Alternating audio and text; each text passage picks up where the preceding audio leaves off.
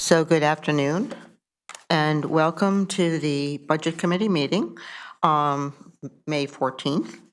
And we're going to begin with a presentation from the head of our Community Development grant area. And Tyler Fairbairn is item number 1 on the agenda. And then what we're going to do is we're going to go into executive session. We have a legal matter to address. So anyone who's here and not for this item or for the, or can't participate in the executive session, they could probably watch us on TV for a few minutes and come back. Just to give them a little bit of advice here.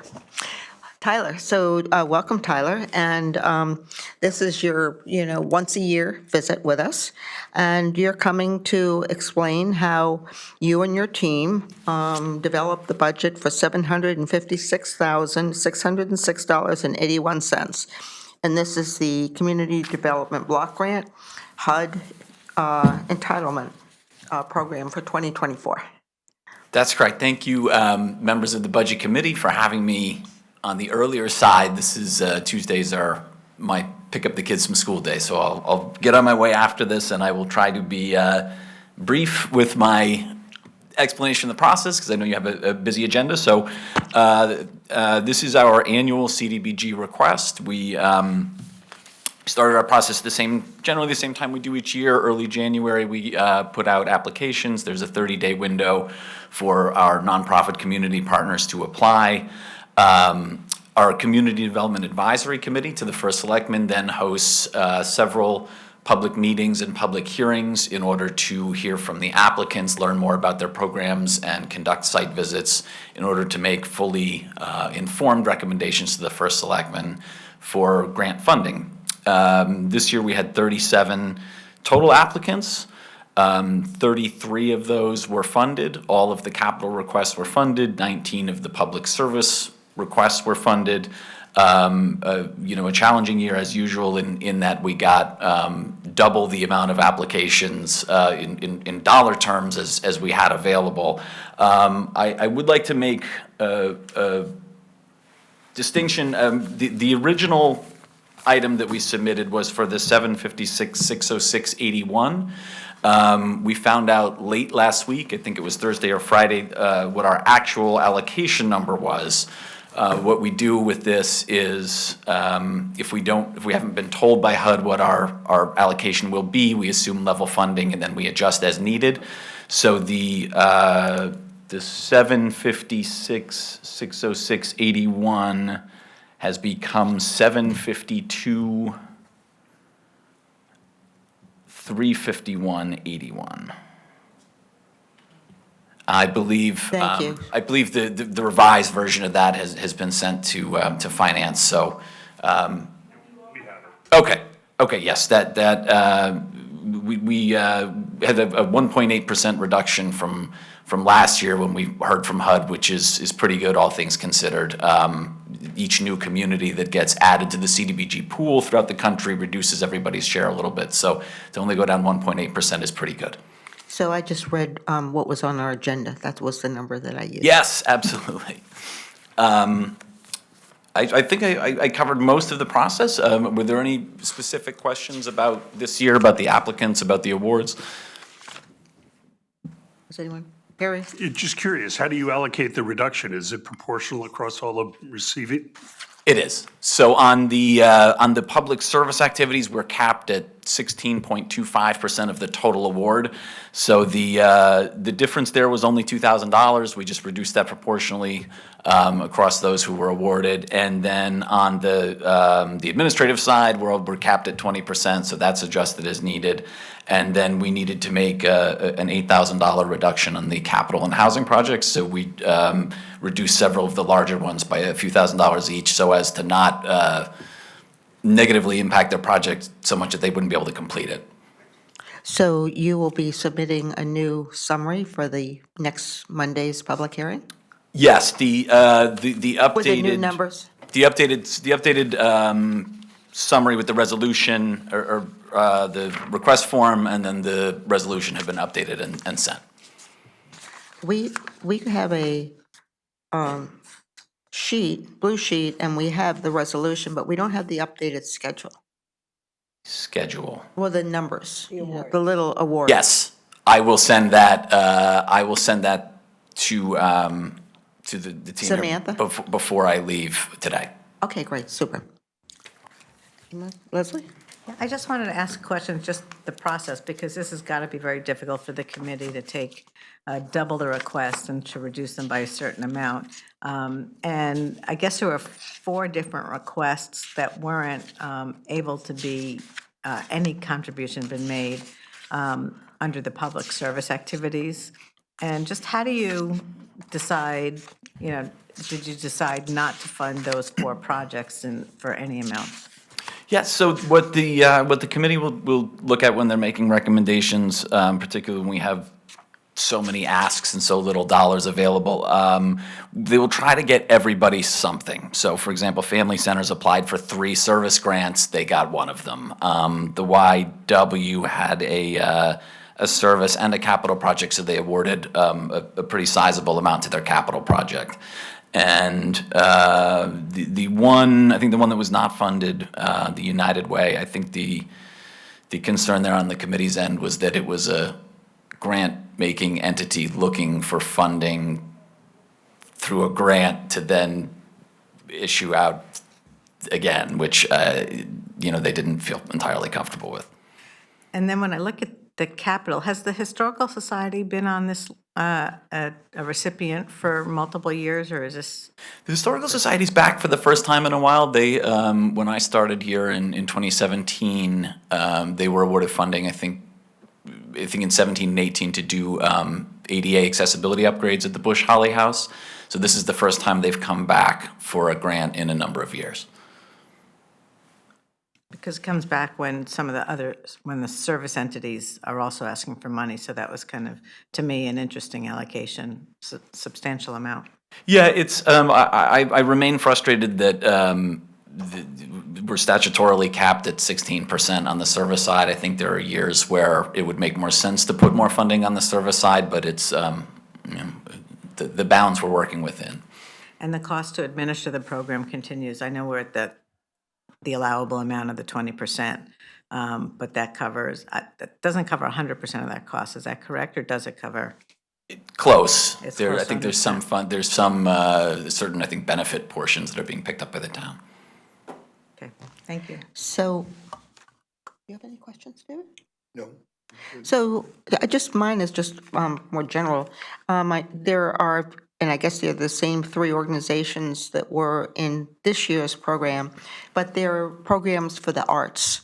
And so, I just wanted to know how you make those decisions on the programs for the arts, for you and your colleagues. Yeah, the decisions for they're funding 3. are entirely made by the committee, which is comprised of someone from each of the RTM districts and 2 BET members, and then some of the various boards and commissions. And I think they to the extent possible we do a $5,000 minimum for grants, because we found over the years that administratively it's just not worth it for the organizations to receive any less than that.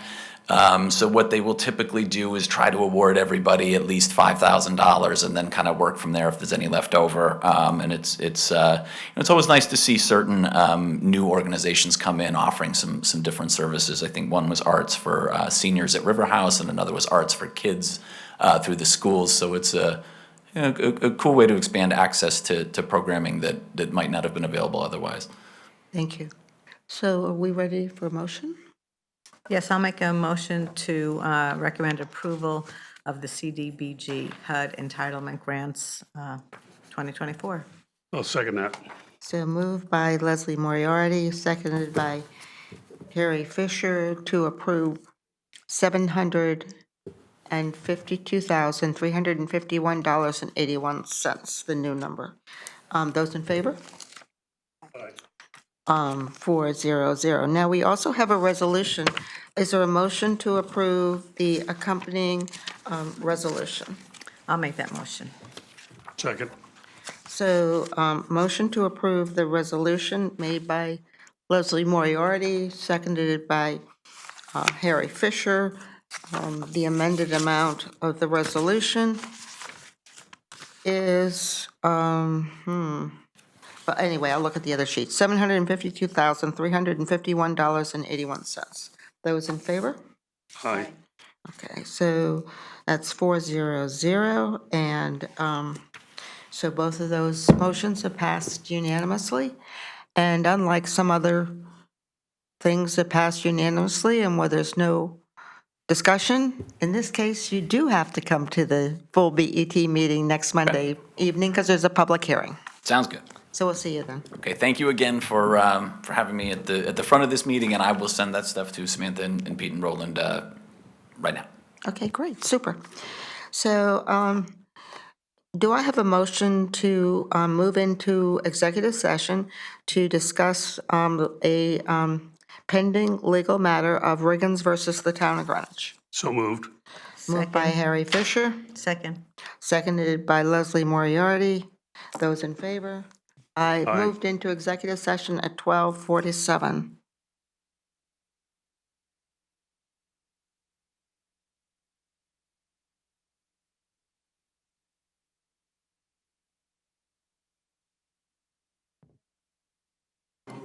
Second.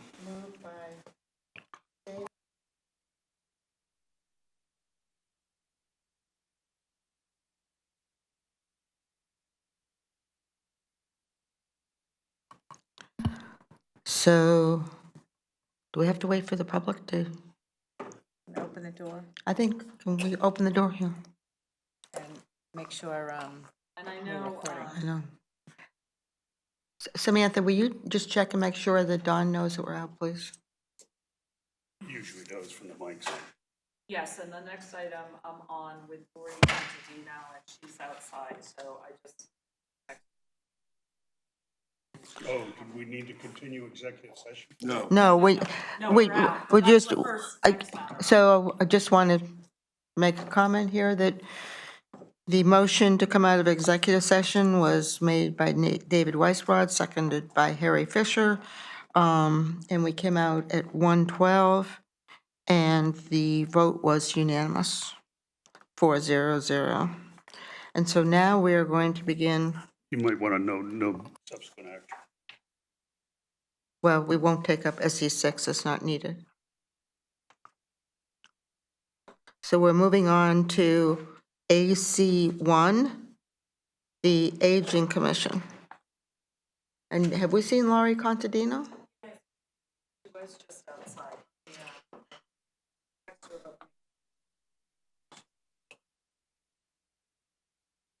Okay. He's sitting right around.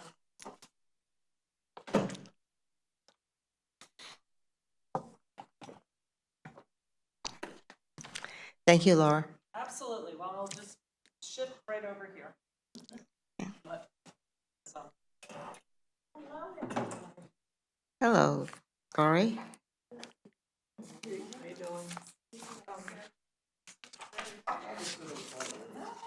by all means, no, I am, I'm the window dresser.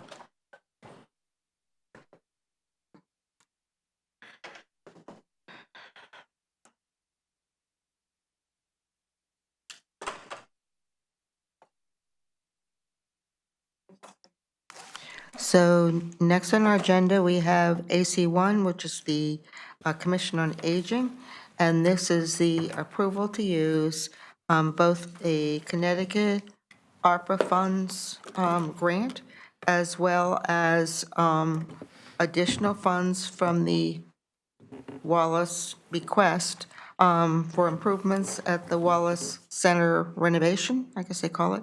And that's a total, between the two of them, of $306,035. And the, that is broken down by $146,035 for the state of Connecticut ARPA funds, which is a pass-through ARPA, and 160,000 from the Friends of the Wallace Center. So we have Laurie Contadino, the chairman of the Commission on Aging, who has presented this to us and will now present it to us, right? Yes, thank you, and good afternoon. So I just want to make one clarification. The aggregate amount is actually $350.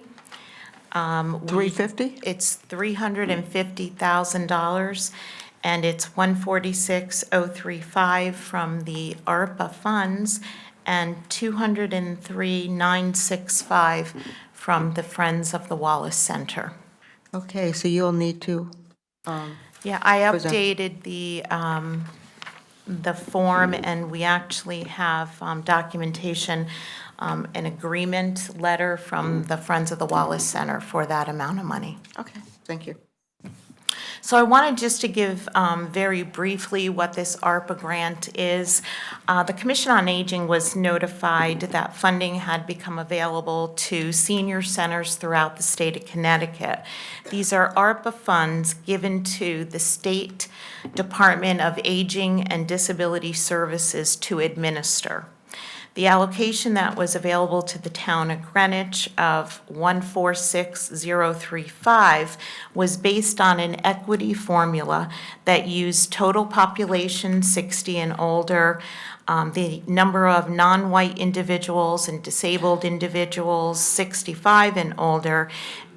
So they came up with 14,600 individuals at $10 per person, totaling 146, and I can't comment on where the 035 came from. So we applied for funding. They had two uses for these funds. It was either facility enhancement or program. So since we wanted to continue the Wallace Center renovation, we thought it prudent to apply for facility funding to enhance the money that we have committed toward that use.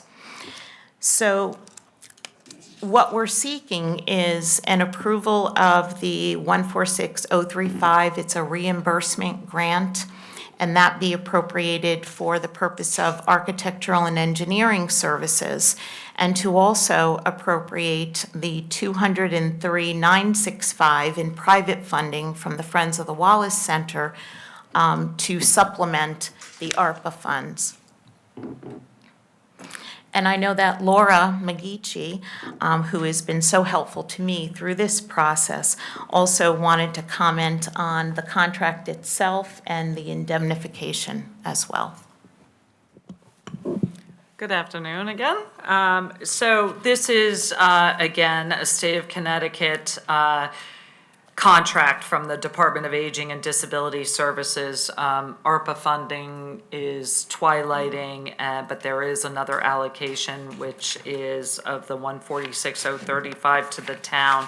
And I will say, like many other state contracts, unfortunately, they require indemnification and to be named an additional insured on these contracts with the town. I will say this is engineering, architectural and engineering services, so it's not construction work, so the risk is very nominal that there's going to be any indemnification required of the town. But nonetheless, my understanding of the process, in order to enable state and federal funding, we are beholden to indemnify whichever entity it is, in this case, the Department of Aging and Disability Services.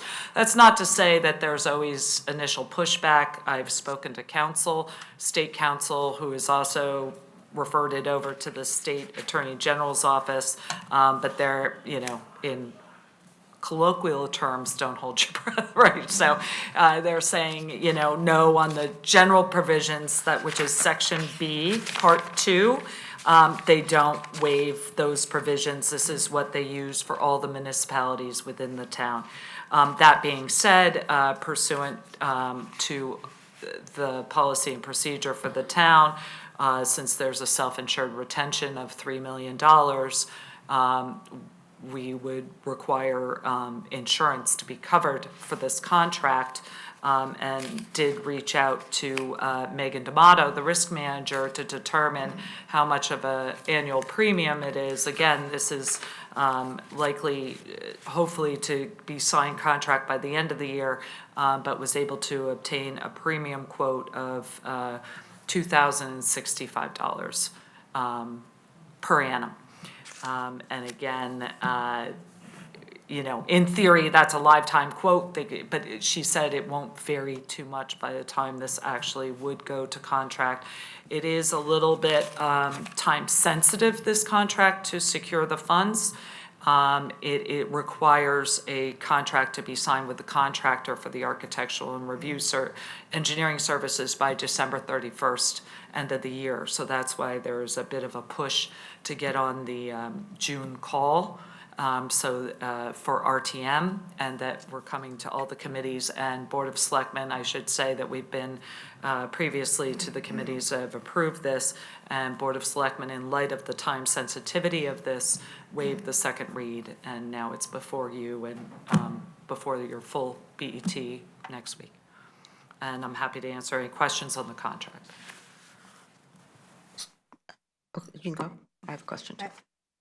I have a couple of questions. Someone, on the contract, was a contract, I don't know if typically we review this kind of contract at the law committee, but was that on their agenda? Yes, we already went to law committee and that they have approved this, and so has the Board of Selectmen. Sorry, in addition to Board of Selectmen, law committee, yes.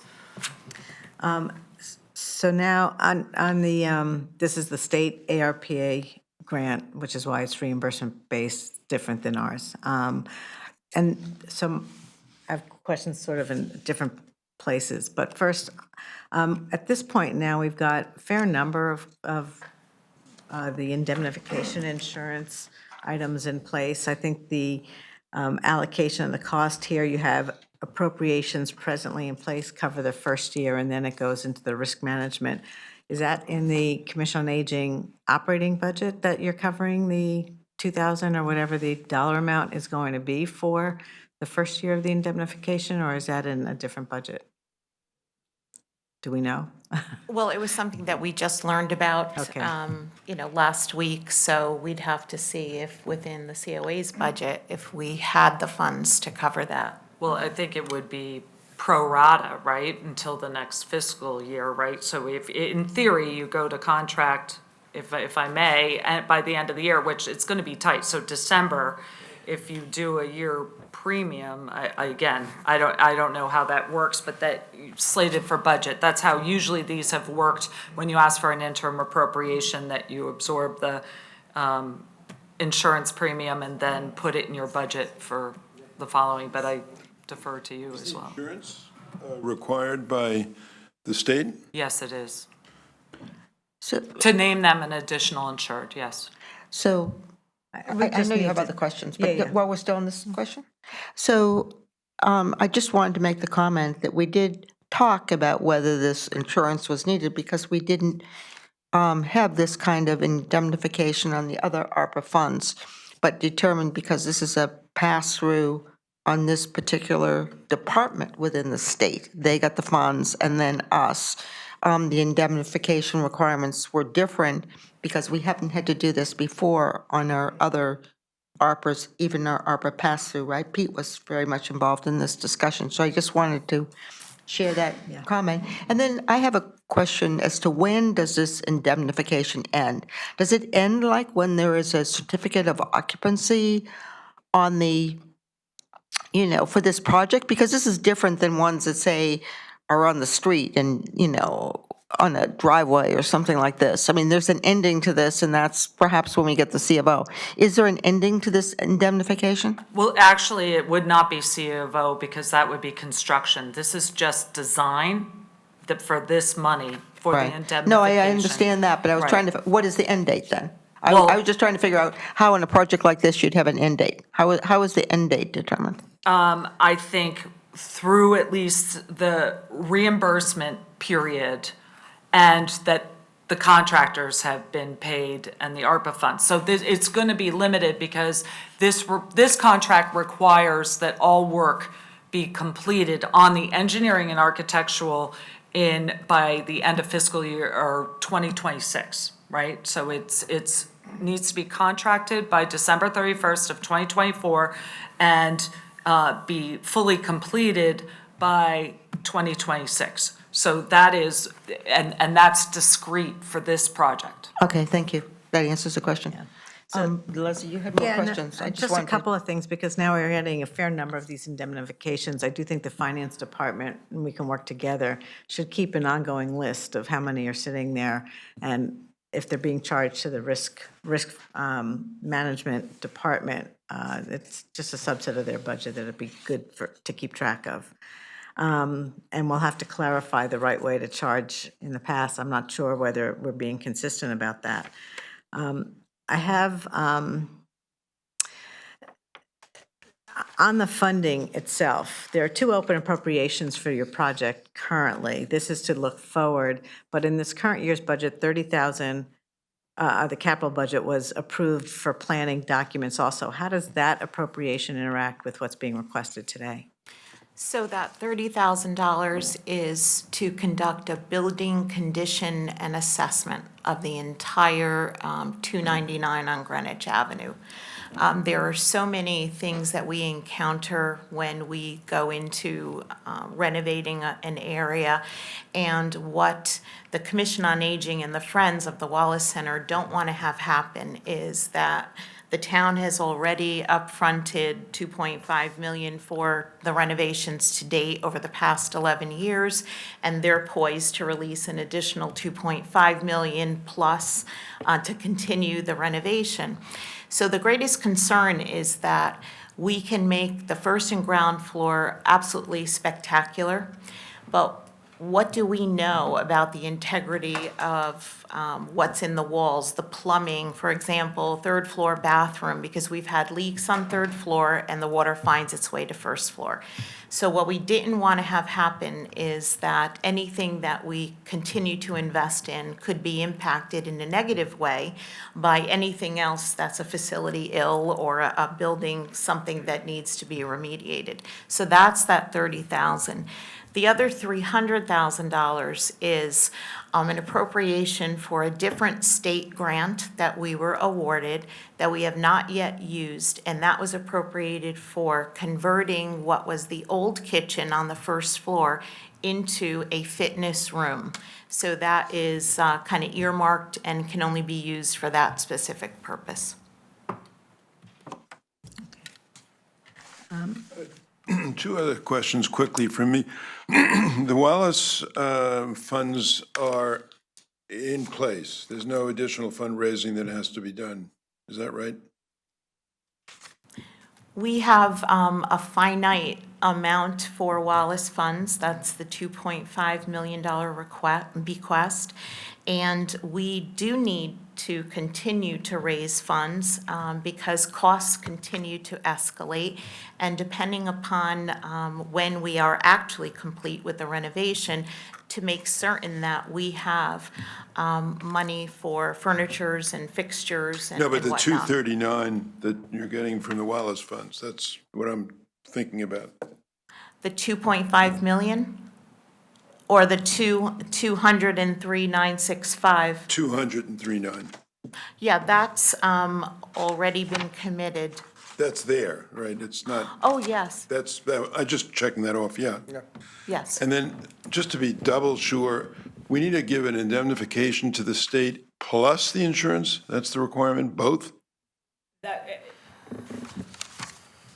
Apologies. To add, internally, the town needs to add this project to their insurance policy, and that there's an additional premium associated to an existing policy it already has. That's an internal town policy in order to provide indemnification. The state doesn't require the town to obtain insurance on this. They need to be named an additional insured, I should say that. So in order to get an additional insured certificate, it needs to relate to a policy.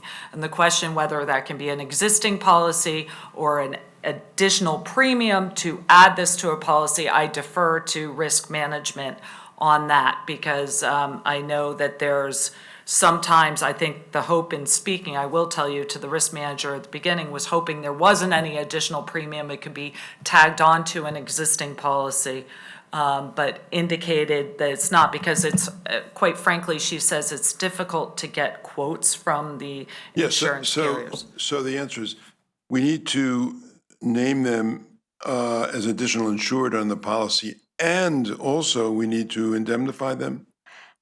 Can David, I think, when you go back, just sort of adding to this conversation, I wasn't perhaps as focused as I should be, but going back in time, the issue with our insurance is the underlying SIR, which is $3 million, and so it doesn't cover this initial amount that they, the smaller, whatever the grant is, amount. So therefore, we have to get this additional insurance to cover that amount that isn't covered by the SIR. Yeah, no, I get that, but I'm just sort of, my question is really, what is the state requiring? The state requires us to indemnify them, right? And yes, the state requires indemnification, and they just need an additional insured certificate of They need- insurance They need from, both. That's Yes, right. Okay, they do. that was really it. Thank you. yes. Okay, so I did wonder where this terrace or patio that was referred to, where is that, Laurie? That was talking about the outdoor courtyard. Yes. So this grant also had a mandate of connecting any facility or programming enhancement through use of these funds to the coronavirus and the impact on that. There currently is an exterior courtyard to the building on our campus. It's an exterior courtyard and probably was in style many, many years ago, but it's very hard surface, big concrete planters, and very uncomfortable seating. And we seek to enhance the external courtyard as part of the overall project, not only to enjoy by older adults, the primary users of the facility Monday through Friday throughout the day, but also for the general community, a lovely place to sit and enjoy.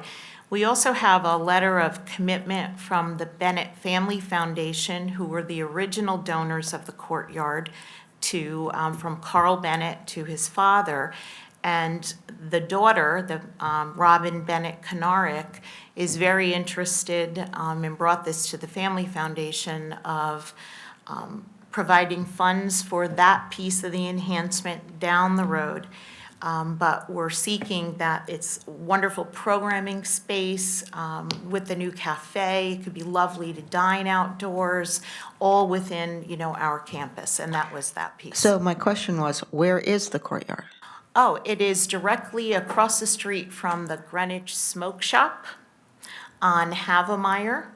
So, yeah, it's right there. Thank you. Yeah. Do we have any other questions? Are we all, okay. I have one more question. On this other letter that was signed by Anne Marie Hines, Pete, is there any issue? It says that, I guess they have 14 days to pay their invoices. Is that some kind of it said this letter is to confirm to the BET that the Friends of the Wallace Center will fund any amounts invoiced by the town controller/vendor TBD for these architectural and engineering under contract to be awarded by the town within 14 days a receipt of a request from the town. Does that 14 days work with everything that we know?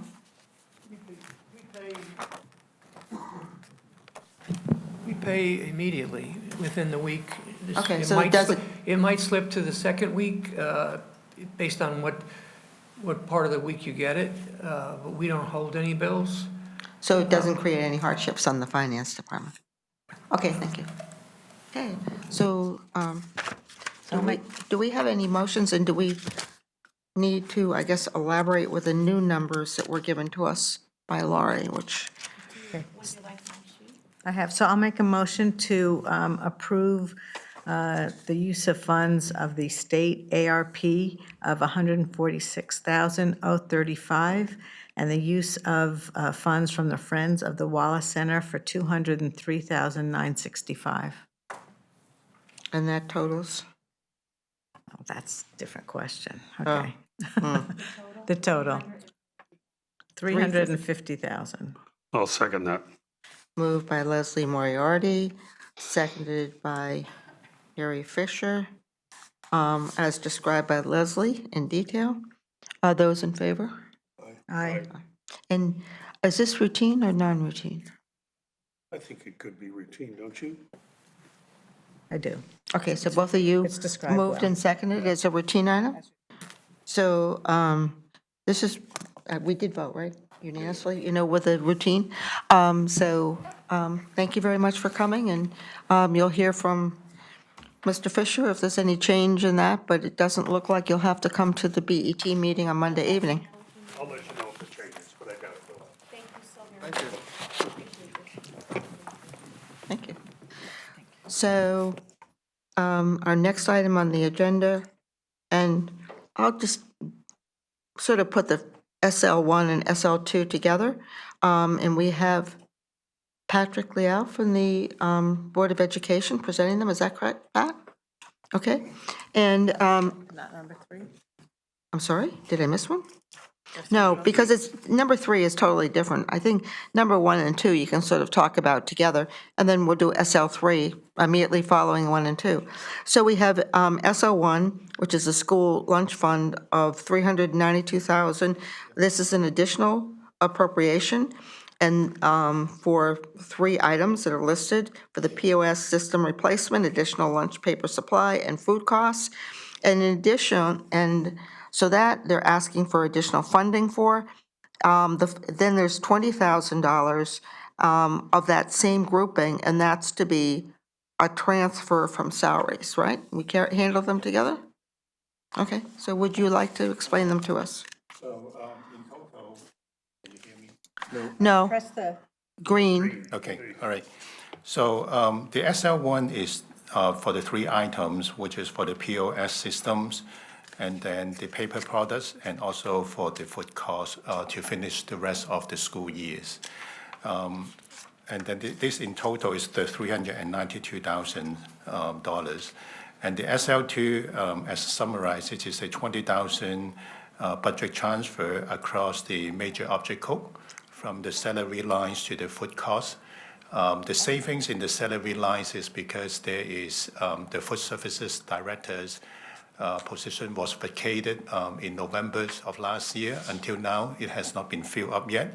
So because of the food costs that we see is overspending on the budget, so we get some of the savings from the salary line and then request a cross major object code transfer for the $20,000 to offset the food costs that is on the SL1. If you And then, as I understand it, we'll take questions for the 1 and 2. Yep. That the reason these are really separated into 2 different sheets is because SL1 needs to go to the RTM and SL2 does not. So rather than confuse RTM members with having them combined, we put them on 2 separate sheets. Thank you. Correct, Roland? So do you want to just, is there any, so I'm going to ask, do you have Yeah. anything more to say Before- about SL1, or yeah. shall we ask for questions? Maybe on the SL1, I put an analysis together on the food costs such that, we can better understand why there is a $250,000 request that we would like. And then if you turn to the supporting document, there is a page with a 4-quadrant chart. It looks like this one. Yep. Yep.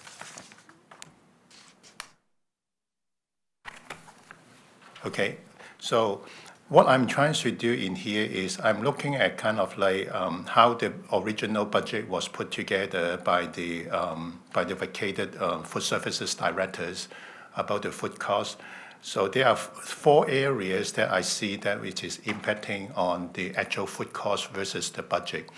On the top left, which is item A, which is the lunch cost budget, that when I look at how much was the cafeteria receipt in last year and this year budgeting, the last year was $4.4 million on the lunch receipt, which is the revenue that we received from the lunch and also from the government, from the state lunch program reimbursement. We budgeted $4.6 million for the same two items on the lunch receipt in this school years.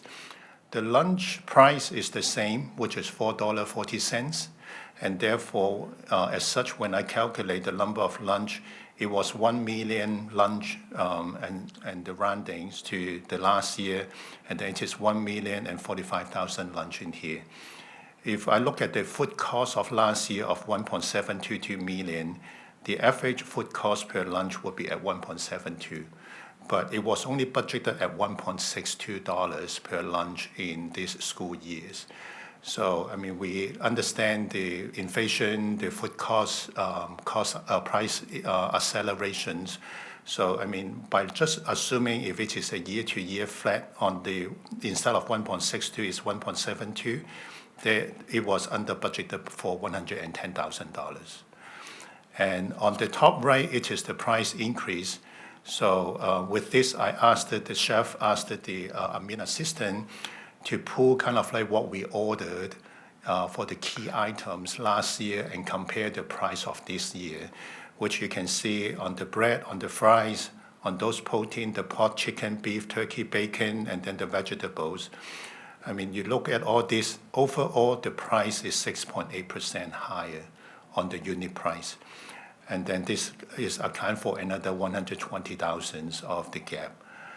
And there was a state audit on our Greenwich Public School food services operation announced it in the late of last year. In the late of last year means December.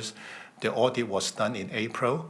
So in preparation for the state audit, they look at kind of like what we order according to the National School Lunch Program.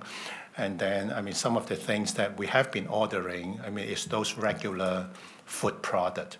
For example, on the pasta is ordering the regular pasta, whereas in the National School Lunch Program, the USDA requirement is to have the whole grain pasta instead of the regular pasta. And then the other thing, for example, like the Caesar salad dressing, instead of the regular Caesar salad dressing, it needs to be the Caesar salad dressing light versions. So all those is more expensive, and then adding the cost to the food cost that we have seen in the operation.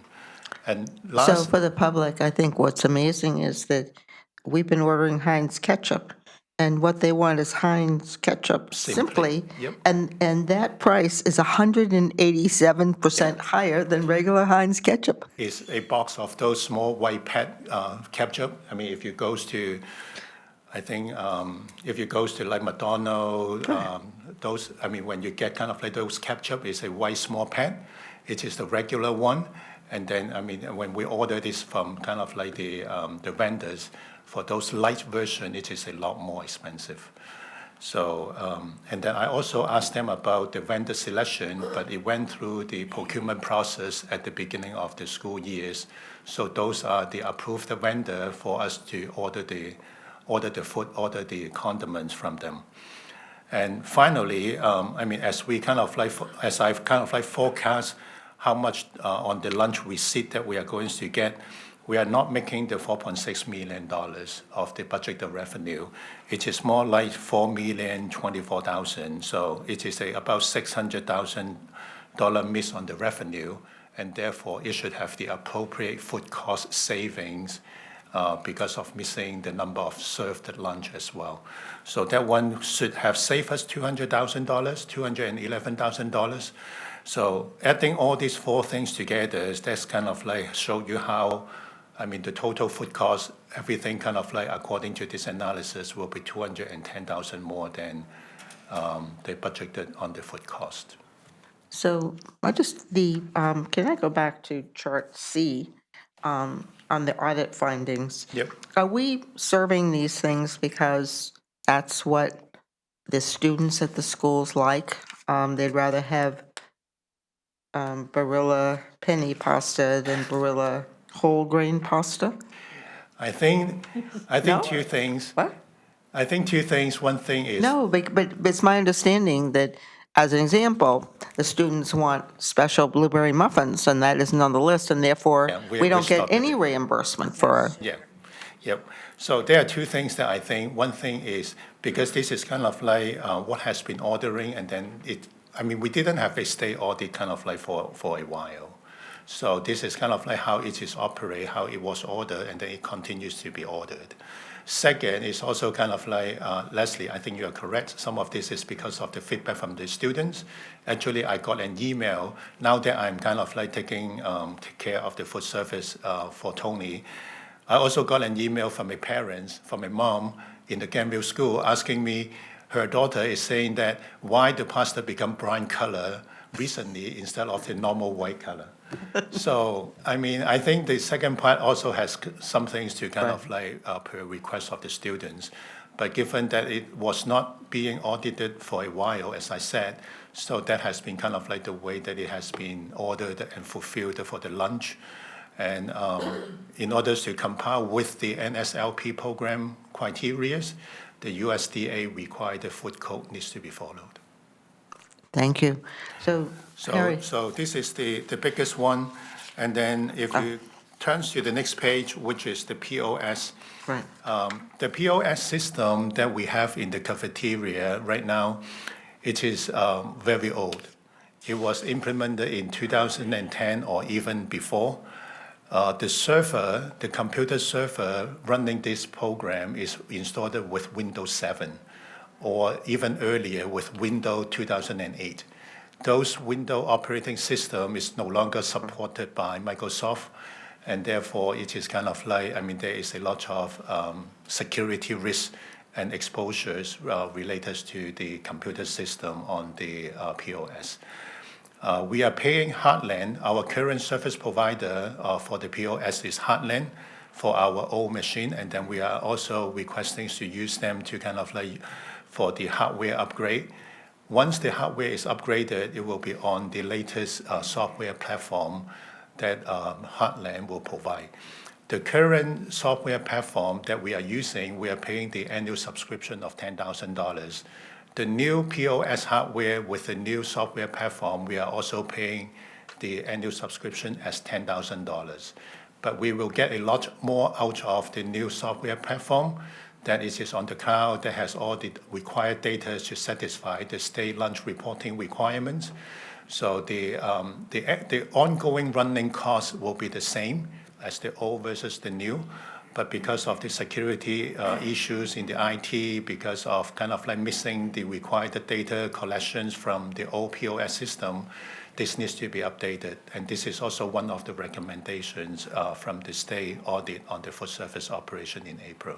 so when you do this, do you also have to go through the cybersecurity process? A review? No? No? Okay. No, I don't think so. Yep, no. Maybe you don't want that in television. The other thing, so this is about the POS.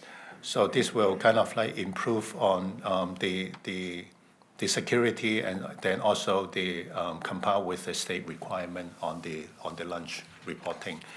On the paper product, which Before you move off the mosaic, what's the incremental cost of the new system? I know you're getting more functionality, and it makes sense, but, So the incremental looking- cost, if you look at the quotation in here. Yeah. The incremental cost, this one-off will be the second and the third items, which is the $55,815, and then the $9,995, which is for the training and on-site support. So the $55,000 is for the hardware cost, and then the round number $10,000 is for the on-site training and go-live support. The $10,000. Yeah, and the training and the transition from the one system to the other, are you going to have redundant systems simultaneously, or do you cut over live? It will be at the same time, because physically it needs to take the new POS hardware systems to the cafeteria, take out the old POS, and then put the new one in the connections to the cables. So it will be kind of like we move the old system at the same time. So there is some risk that, in the transfer, if your staff's not fully trained? It will be done by our IT staff. Yeah, Yep. thanks. How do I reconcile the 250,000 on page 73 for food cost with the 209,000 on page 76? Yep. So, I mean, I would point to the lunch cost savings. I mean, supposed to save $211,000. I think that one is not fully materialized, just to be transparent. I mean, the math show we should save $211,000 because of missing on the cafeteria receipt and therefore missing the number of lunch served. So that is purely a mathematic translation into the cost savings. But I would say the delta between the 209,000 versus the 250,000 is really some of the 211,000 cost savings in this analysis didn't materialize, either because, I mean, the operation on kind of like. So it's like a contingent, it's like a budget contingency that you are adding in case you don't get the 211 savings. You may want to, when you take it to the RTM, put that in, otherwise they'll ask the same question. Okay. So Harry, I think I'd already called. While we're on the food, what does this analysis imply for the fiscal '25 school lunch budget? I think it could also have some exposures. I haven't looked into the 25 to see what is the implication. I can go back and do an analysis. But, I mean, looking at kind of like how this budget is put together, it's missing on the food costs, it's missing on the required POS upgrade by the previous food service directors. I mean, this kind of like does not give me a lot of confidence about the integrities on kind of like a fully analyzed budget request for the 25. When might you have that analysis done for us? Because I think we'd like to see it.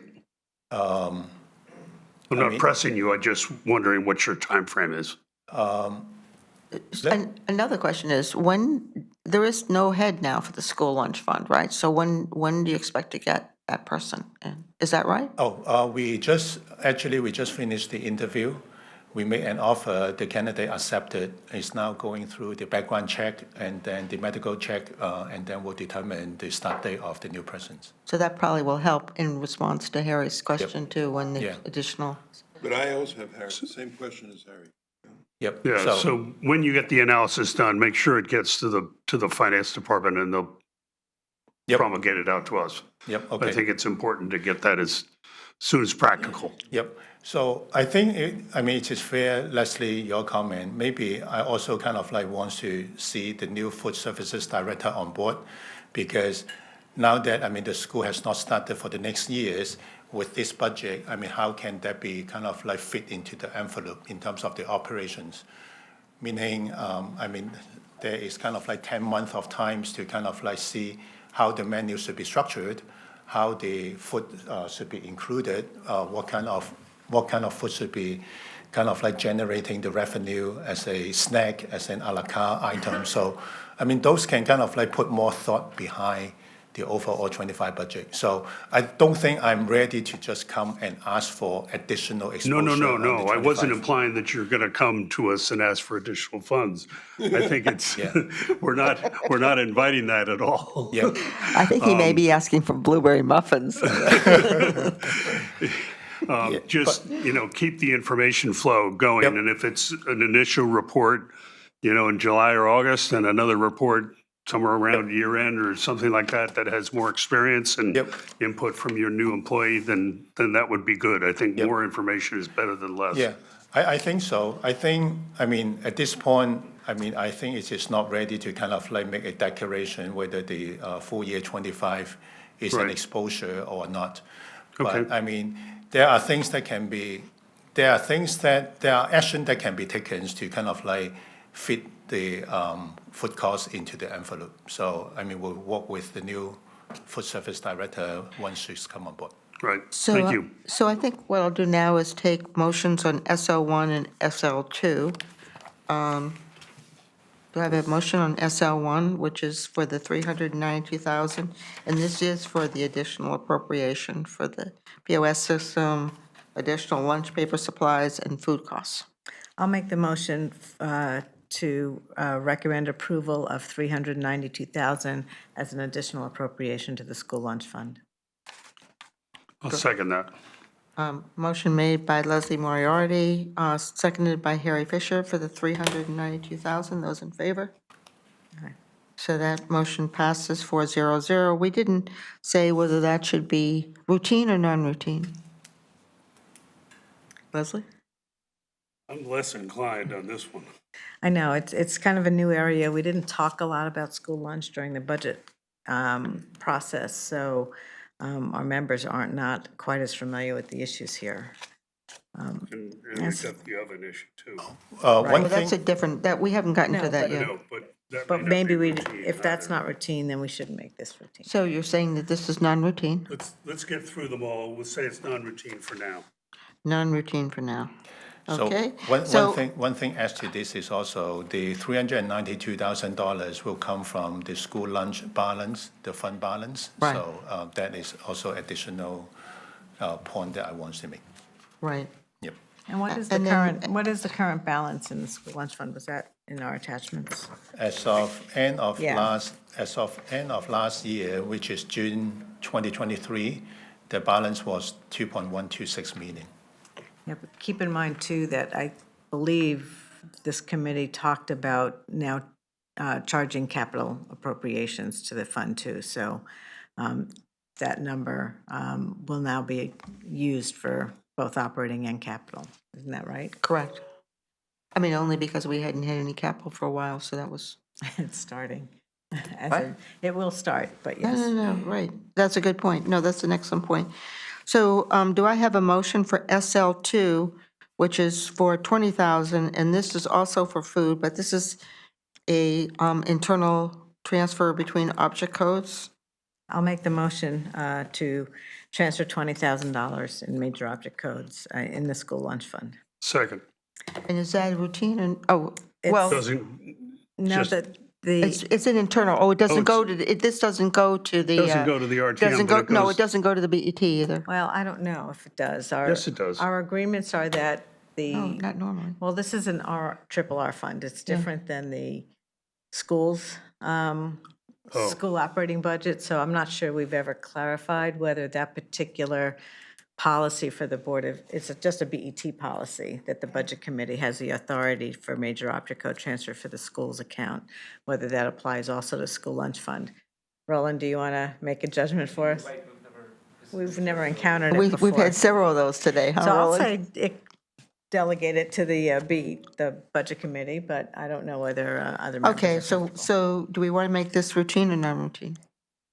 Well, if it doesn't go to the full BET. If it doesn't go to the then BET, it doesn't matter. It's not on the Okay, agenda. okay, fine. All So right, so did I we're- say those in favor? Aye. Aye.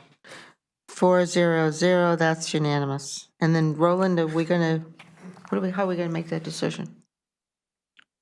On whether the BET needs to, I think we made Ask the Roland. decision. Okay. Well, no, Okay, no. okay, Throw it up his ass. we just made the decision, okay. So now SL3, my package doesn't have SL3, but SL3 is for the school lunch, and this is for an additional appropriation for an oven at Greenwich High School. Yep, and this is a capital request. So what happened is, in March, there was an accident in the Greenwich High School cafeteria kitchens. An employee who is a cook, who was baking the oven, who was baking the muffin in the oven, and then when she kind of like tries to take the muffin out from the oven, when she pulled the door, I mean, is not working. So, I mean, she was injured on her shoulders and then was referred to the occupational therapist. The Town of Greenwich Human Department has done an accident investigation report, which is attached in there, where in the Greenwich High School, there are 4 ovens. And then, I mean, I also kind of like myself because of the last 2 weeks that Tony asked me to oversee the food services, I myself went down to the Greenwich High School cafeterias, look at the kitchens, and before I saw this investigation report, actually I also noticed that, the oven was not operating properly. So the staff there took me through the kitchen, walked me around the kitchens, and I did also notice the door was not closed properly, and then the oven was kind of like, there are some issue regarding the oven. The staff also mentioned that the ovens is not working. So these are the kind of like the 4 ovens, and when they call the maintenance company for service, the service people who came to the kitchens look at it, and then they mention, these ovens are too old, and the service company did not have the parts to replace or repair the oven already. So that is kind of like, this incident kind of like triggered the replacement request or this capital request. And again, it's not kind of like speaking bad on the previous food service director, but this has not been kind of like on the capital refreshment list that you have seen, that you mentioned that, didn't come along on the food services capital request, but the equipment, the kitchen equipment in there has been kind of like some refreshment in the high school. Can you clarify, this is not just for one oven, this is 4 ovens that are being replaced, correct? Correct, because From this all the Vulcan ovens, series. all the ovens are the same brand, it's the same product that was installed at the same time, and the service company mentioned that anything that they have, they do not have the parts to repair of the ovens already. So it's all 4. All 4, yes. So may I ask, what is the amount? Because on our agenda it says 100,000, but the sheet says 110. Is it 110? What is the amount? So we put $10,000 as contingency in the second page of the CIP project sheets. The quotation, we look up, we have asked one kitchen supplier for the quotation. It is 98,000 change something. And then when we look up on the internet, just kind of like look up this model, it's about $26,000 each. So that's why we kind of like put a 100,000 plus a 10,000 contingency, just in case when we opens to bid. So we'll see kind of like what we come back with the final price. Thank you, but just, we didn't have the right, we had the lower number on the agenda, so we need to modify our agenda. I'm just making these points. Okay. So that's why I asked the question. The agenda, the sheet was different than the thing. Is there any questions about the ovens? I just want to clarify, I don't think we have a cover sheet in the packet, of what we call the blue sheet for this particular thing, do we? No, because it doesn't say the source of funds. So the source of funds also going to be the school lunch fund, right? You're going to yes. pay for this out of the school lunch fund. Correct. Okay, so I'll make a motion to approve the additional appropriation of $110,000 for replacement of the high school ovens, with the source being the school lunch fund. Second. Motion made by Leslie Moriarty, seconded by Harry Fisher. Is this a routine item or a non-routine item?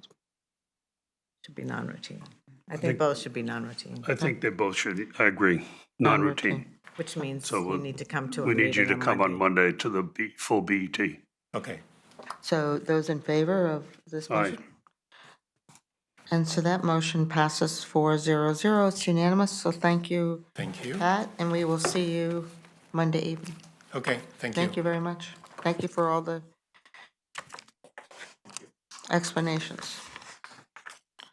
So, next on our agenda is the Department of Public Works. So we welcome, Yes, it is.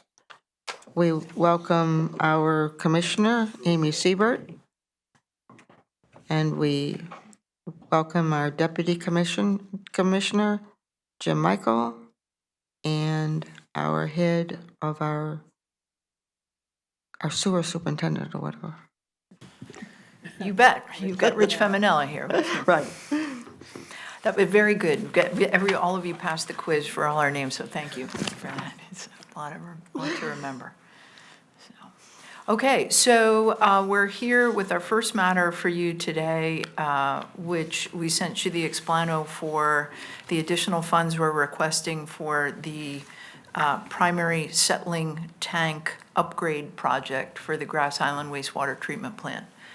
So we can certainly give you a little brief summary that the bids have come in high, but the bids were all tight together, which means we got good bids, to keep it fairly simple. So it is an important part of the wastewater treatment plant process. A lot to be upgraded, renovated, rehabilitated, and renewed for that process. It's part of the first part of the treatment plant where wastewater comes in. And so we're hopeful that through the sewer improvement fund, which is where this kind of project typically goes, that we could get the sum to make up the difference so we could go to contract for this. Coming in as an interim, curiosity. So the question about why is it interim? We did not have the project out to bid in time for the budget process. And because there's been an awful lot of uncertainty in the markets, we really weren't, unfortunately, we didn't want to just hazard a guess at what it was going to come in at. So we got this thing out to bid in, what was it, February? It was end of February, and the bids were received, I think it was April 11th of this year. So I had a question about what is the contingency. It appears that you put together a contingency that's about 1.5%, and I know you've now got your contracted amount, and I just want to make sure that that is sufficient.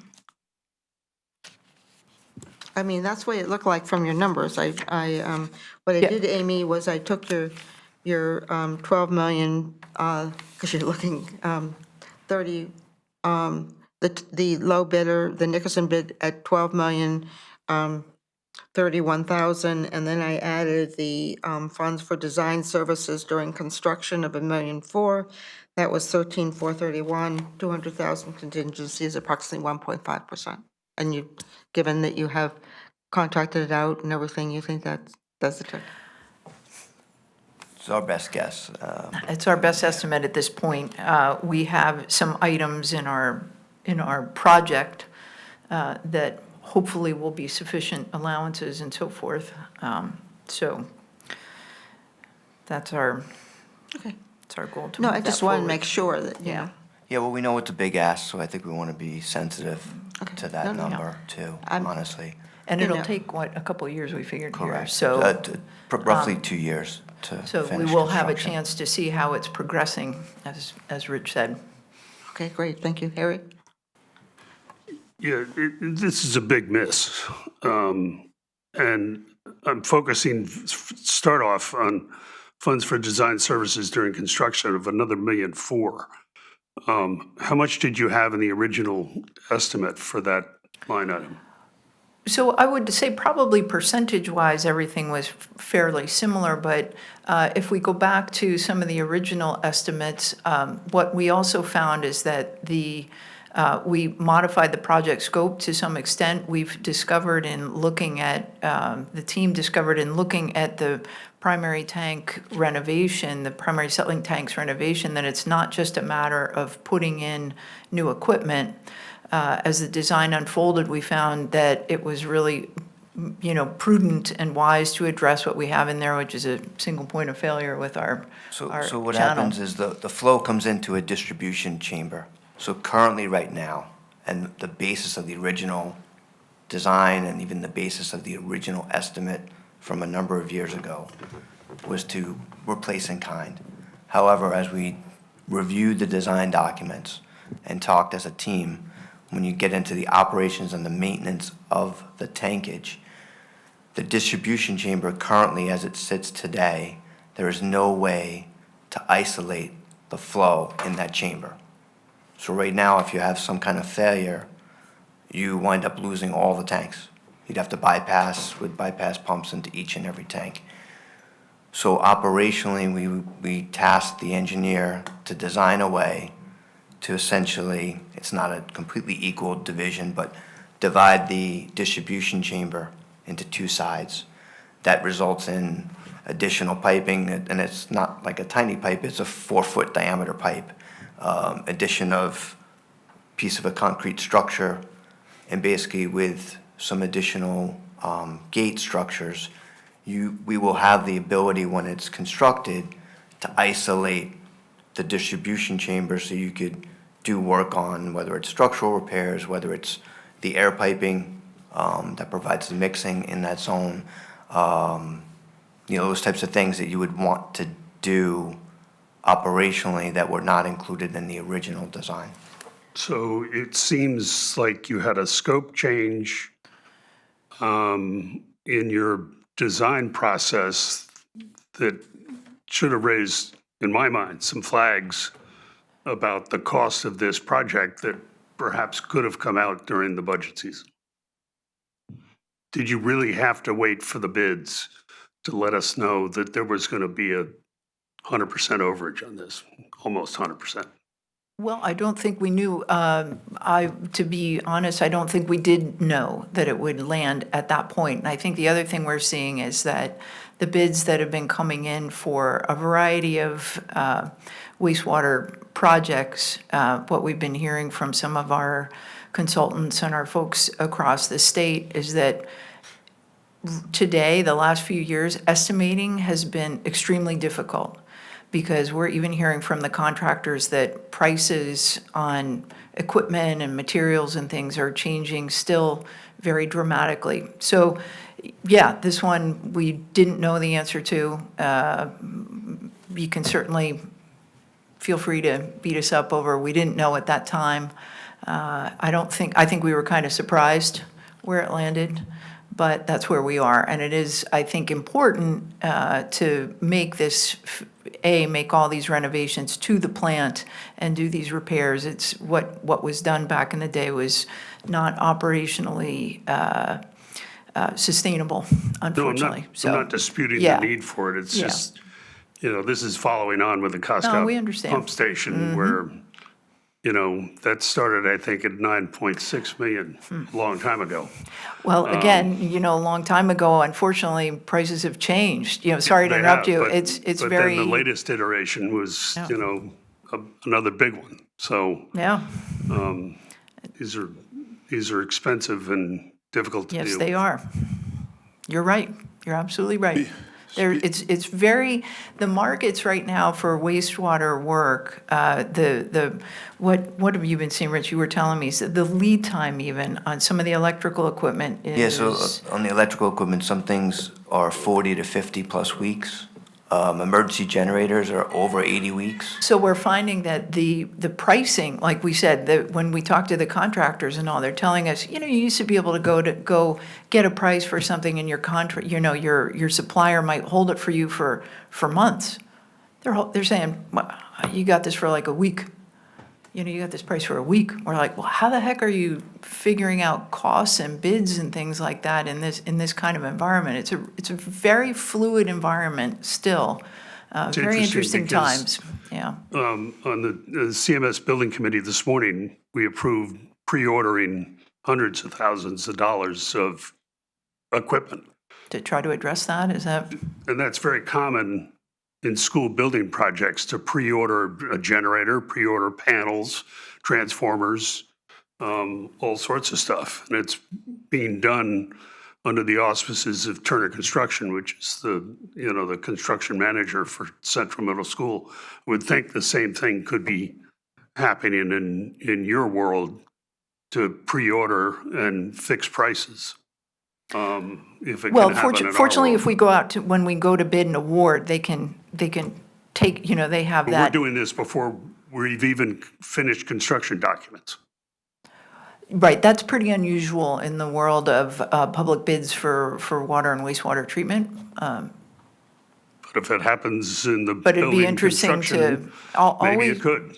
always Something things to look at. Something to look at. We bought, for example, when we did the UV system years ago, since we designed around a particular system, we were able to, put in allowance, in a sense, we didn't pre-purchase, but we were able to settle on that system and do that. think the Sometimes only- it's tricky with public bidding because we have to do this or equal, but these are all things that can be looked at in the future.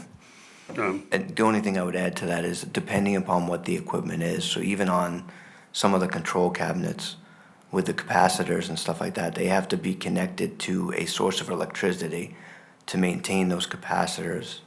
So I'm not saying it Can't can't sit be around. done, but it's not always the easiest thing to do, even to store them and find room, because it's not like something that just sits on the desktop. They're fairly sizable, but it's a good point. We can Okay. think about it for the Thank you. future. Amy and Rich, as I remember from the budget presentations, there's something like $40 million, don't quote me on the number, that's envisioned for Grass Island 3 or 4 or 5 years down the road.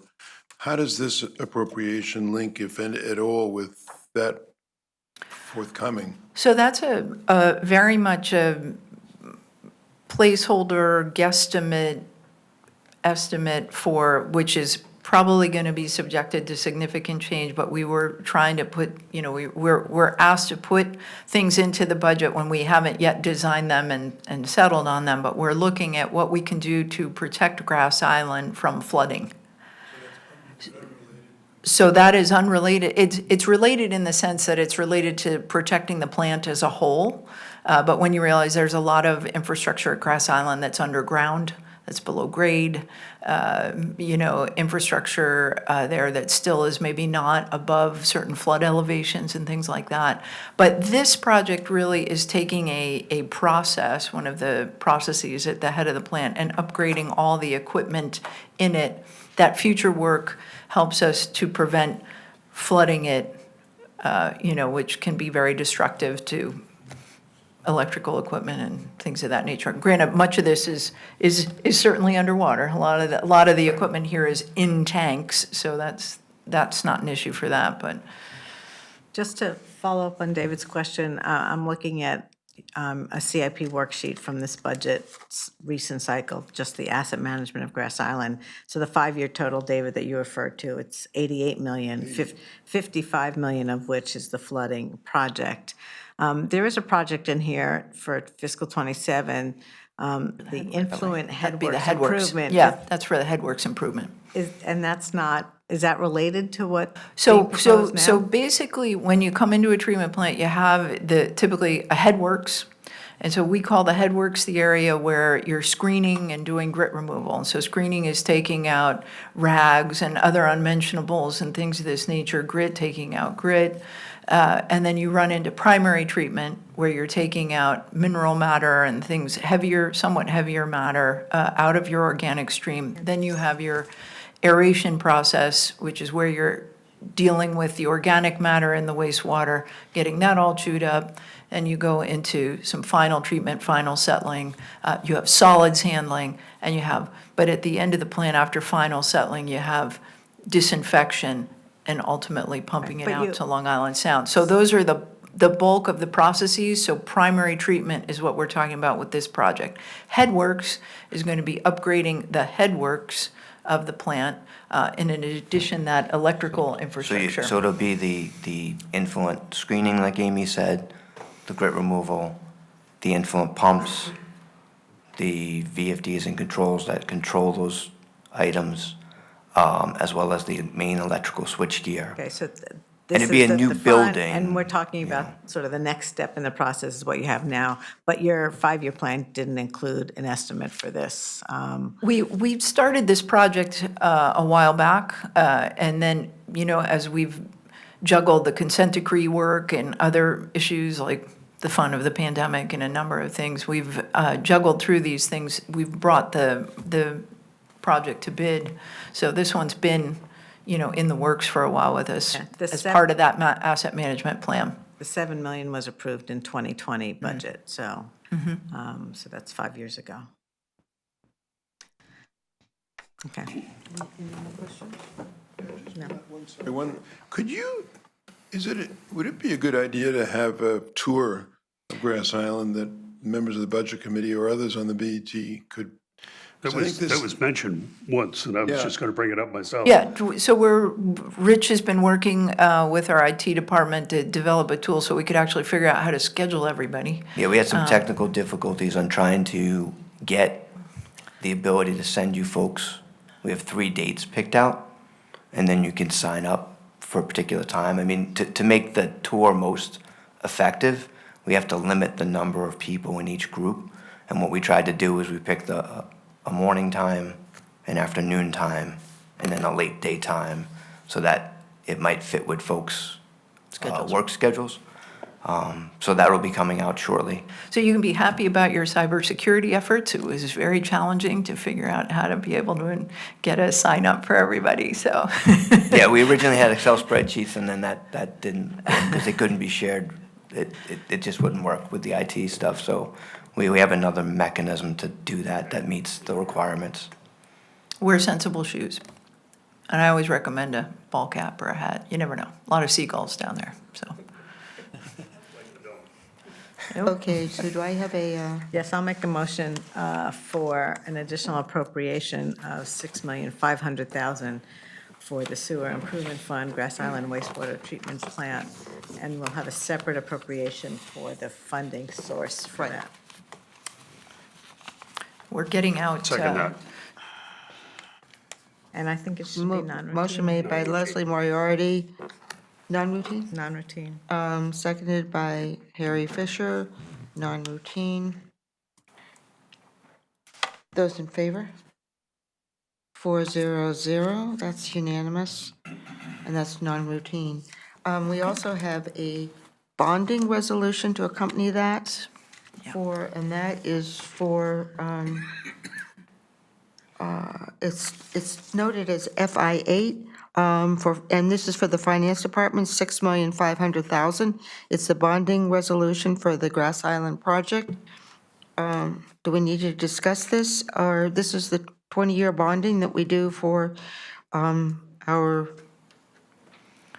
Sewer it's improvement a fund, source, right? it has a source of funding, and hence, which is the sewer tax revenue on the sewer improvement fund. So any discussion on this? No, I'll make a motion to approve the bonding resolution for issuance of $6.5 million of bonds. Second. Motion made by Leslie Moriarty, seconded by Harry Fisher for a bonding resolution in the amount of $6,500,000. Those in favor? So motion passed unanimously 4-0-0.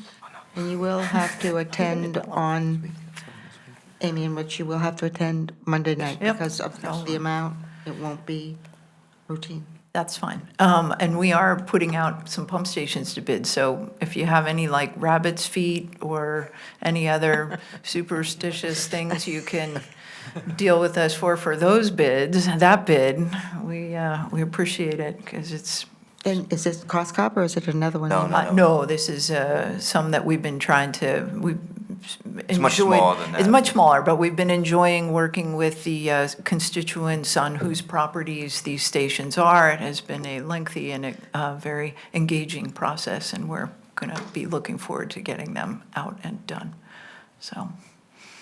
Super. So our next project is PW6. Thank you, Rich. We'll see you Monday evening, maybe? And PW6, which is for Public Works, again, $500,000. It's an additional appropriation for a Transportation Safety Action Plan grant. And I don't know who's going to speak about this, Amy or Jim? Well, I can introduce Jim, and we can both talk about it. So I think you folks are a bit familiar with this. you know, in working with the First Selectman's office, this is the project again for that Transportation Safety Action Plan.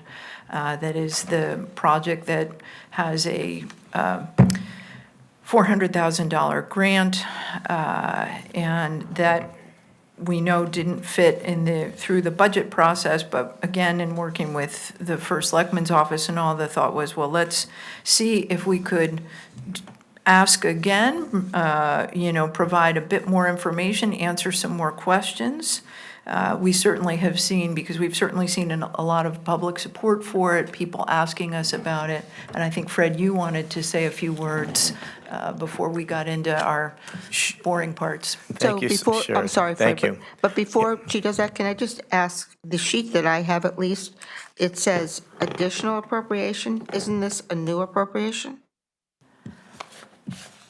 That may be chalked up a little bit to when we do, you're talking about like that cover Right, sheet with the right. forms. I know I have trouble when I've been filling those out that it won't let me change the box. So you're right, that box should be fixed. I can't get that No, box it- to fix it for me. is, it's an additional appropriation to our approved budget. So I think that's. it's defined.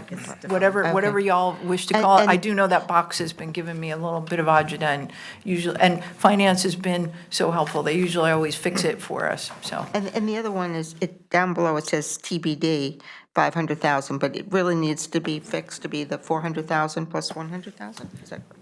So this sheet will need to be addressed. That's the point of this. I'm sorry, Fred, I just wanted to make sure that we went through our technical part of, you No, know, no, thank you, I appreciate, our process here. no, thank you. And so I'll introduce you, because I didn't before. So we have Fred Camillo, our first selectman, sitting at the desk with Ms. Siebert and Mr. Michael. Thank you so much, Madam Chair, and members of the committee. Yeah, unfortunately, we're interviewing candidates right now, so I'm in and out, but I'll make this quick. Yeah, we resubmitted this for a lot of reasons. Again, I know you've heard this before. Connecticut's coming off its most deadliest year on record, and Greenwich was not immune to that, with lots of accidents and unfortunately some injuries. And you know, the survey we did out, the satisfaction survey, traffic came back as the #1 concern.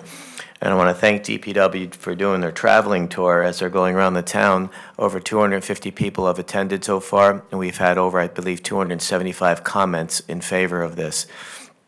And also, a grant that is for planning is essential for a grant for implementation. This certainly would affect, we couldn't do it without this. And improving the roads for safety is a huge issue for everybody in town. And we also don't want to get in the habit of constantly kicking back grants, as we've seen happened with Westcog last year. We kicked back almost $3 million, and now we're spending our own money to do basically the same thing we wanted to do last time. And another town came right in and picked that money up. But we also send a message to these authorities that, you know, it's not that important to us if we fight real hard to get the grants and then we kick it back, only to have to spend it then and go back and ask them for grants. I don't know if they're going to look at it as a priority going forward. So I just can't thank you guys enough for letting us resubmit this and hearing us out. But before I go, do you have any questions of me? I think that'll really come from Amy and Jim. Okay, thank you. Let me off easy, thank you. Thanks, Fred. Good luck with your interviews. Thank you, Fred. So we'll move it back to Amy and Jim.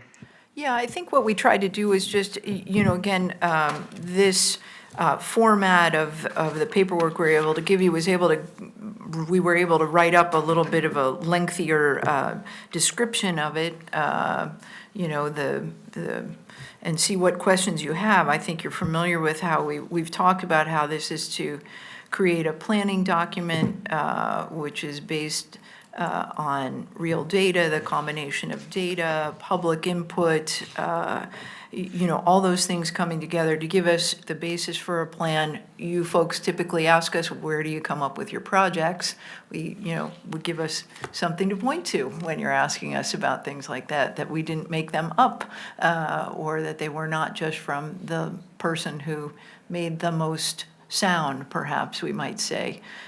So, you know, I think again, having that basis is very helpful. It also helps us, frankly, this kind of work helps us even as we explain, not just to you folks, but to the residents, things about our priorities, things about how projects are determined. I think about plans we've done in the past of this nature where it can help us explain what things are maybe not even doable, which can be, it's not always a great message. People don't always like hearing us tell them things are not doable, but it allows us to do that.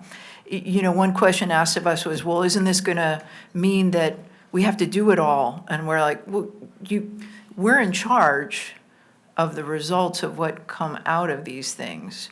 And you folks are in charge, right, of budgeting.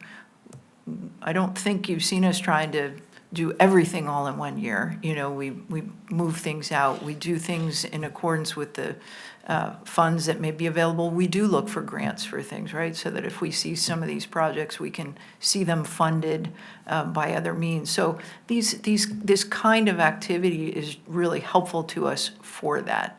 And it doesn't, I think another question we got asked was, well, does it have us give up control in some way? And we're like, absolutely not. We're not just trying to blanket this town with, make it cookie cutter with, community X, Y, and Z. We're certainly aware, as you all are, of there are certain roads that, we all joke about that are really tough that we can't probably do a whole lot about, right? And I feel for our guys plowing them every time there's a snowstorm, but, no, we can't, we're not going to fix some of those things.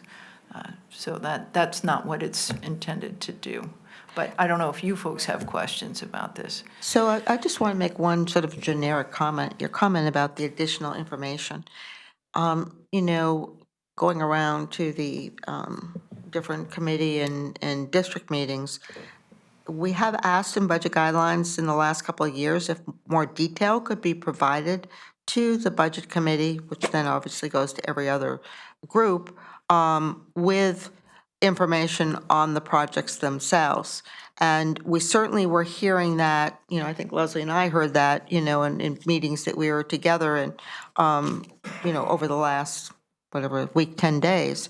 So I would encourage you, in the future, as we go through this, the plan, if you feel that you can supplement the information, it doesn't fit on the form, or anything else that you can do to help us understand, I think that's always very welcome. So that's just sort of a generic kind of comment in terms of, now and looking ahead. So just to sort of respond to that one comment that you made. Absolutely. Do you have any questions? Yeah, Harry? or David, go ahead. Or David? No, we'll start with you. We'll start with you on this side. So, I'm very supportive of this, but just to be devil's advocate,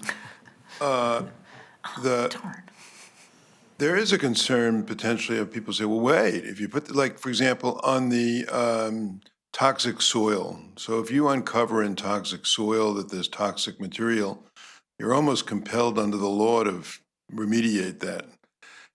Is there a scenario here where you come up with a list through the study where the law, the state statutes require that once it's identified, it be addressed? Do we just to make sure that we're not, I hear what you're saying about, we're in charge of our destiny and we're in charge of the results and we determine what comes out of the study. We will fund what we want to fund. Mm-hmm. But is that completely the case, or do we have some indirect liability or requirement or mandate or necessity to fund something? Well, I think, in the time I've been here, I've never seen such statute or law, or do you know one, Jim? Jim's as far as I know, there isn't anything that would mandate us to have to do projects related to that. So, what this is this is crash data that we would be analyzing. It's speed data that we would be looking at. These are a variety of different aspects that we would be taking into consideration. That is all basically a lot of public information that's out there that the state's, traffic groups are aware of. And they're looking to utilize that to improve safety across, the towns, the state, the country. And so that's the basis for it. It isn't specifically a mandate. It may help us, and it also may help us with being able to work with our local and state groups to push, for instance, the state on some Route 1 initiatives. So if there's something that comes up as part of this analysis that is related to Route 1, we can look to also push the state to do potential improvements to Route 1 that may be beneficial to us, that may not be, something that we would have to fund ourselves. So these are all things that we're looking at to try to really improve safety of everybody. Harry? Yeah, I want to follow on that, and I think David's analogy of, testing the soil and then having to do the work is a good one. But there's this concept of complete streets, which is very much an urban concept. We're not an urban town, but, I was sent a link that shows, streets that have bike lanes, all sorts of extra painting on them. And, there's always the risk of unintended consequences. Might there at some point be a requirement that we acquire land to make the streets wider? I don't know. But federally funded programs scare me. So you're worried about the tentacles. I don't think we've seen anything at all like that. In all the years I've been here, all the work Yes. you've done in transportation engineering, we haven't seen anything like that as a requirement out of these programs. People like to show those things because, many places are trying to figure out how do you make things better for everybody, right, for the different locations. But we know that's not how, if you knew how many times these folks in, Jim and company have had to explain to people why we can't do bike lanes for you, maybe not, maybe you weren't asking, but, let's pretend you were asking, Yeah. and how we've had to explain, we can't do this or we can't do that. We don't have the right of way. We don't have that. We don't have this, and we're not going to get it. And it's, we're very sorry, but this is what we have. We've certainly, so I don't see that's a reason. I can understand your concern, but I don't think we've ever seen anything like that with these Right. I mean, projects. the only thing I would make a comment on is at the state level, they have set up where complete streets should be looked at for any project in the state. So complete streets should be looked at. However, what I want to clarify is what complete streets is. Complete streets is looking at a project in the view of any user utilizing that facility, and then taking and analyzing what can be done to that facility to make it safer. Does that mean that it's going to include putting in sidewalks, bike lanes, curb, additional curbing, et cetera? No, that does not mean that all those pieces are needed to be put in there. They're just tools in the toolbox that could be potentially utilized, and each community has to look at what their community is looking for in their community and analyze how is that going to be addressed for the community itself and for the impact of the property that the town has. For instance, we're looking at the Shore Road. We all had plenty of discussion on the Shore Road project and whether or not we can even build a sidewalk down there going towards the beach because of the narrow right-of-way. We understand we have to look at that, and that's what we're going to be, taking the first step on to see whether that sidewalk's even feasible, or whether we have to, look to the neighbors to determine whether there's land there or not. If it's something that's desirable and going to be utilized in the community, that's the case. Are we going to be looking at, making this full-blown urban atmosphere? That's not our goal. That's not the plan. That's not what this plan is going to result in.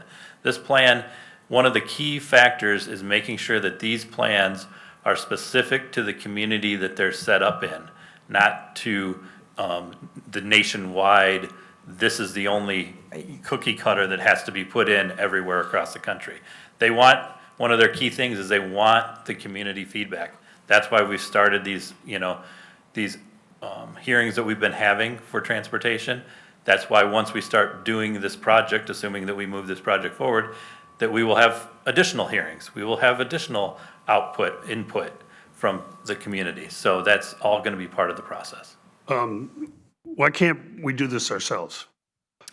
We don't have the capacity to do the lift of all the data crunching and data analysis and putting this all together, given the day-to-day things that we handle within, that you guys don't even see, because you're seeing usually the capital budget, they're kind of buried in the operating budget, all the things that staff and engineering are handling from the one-off requests and things, in addition to the capital projects you see on there. So by having this, it would allow us to do this in a timely fashion, get it crunched, pulled together, put together with that outside help. So are there multiple firms that do this work, or is this pretty much a single source kind of? There's multiple firms that do this work. There's multiple firms that do this work.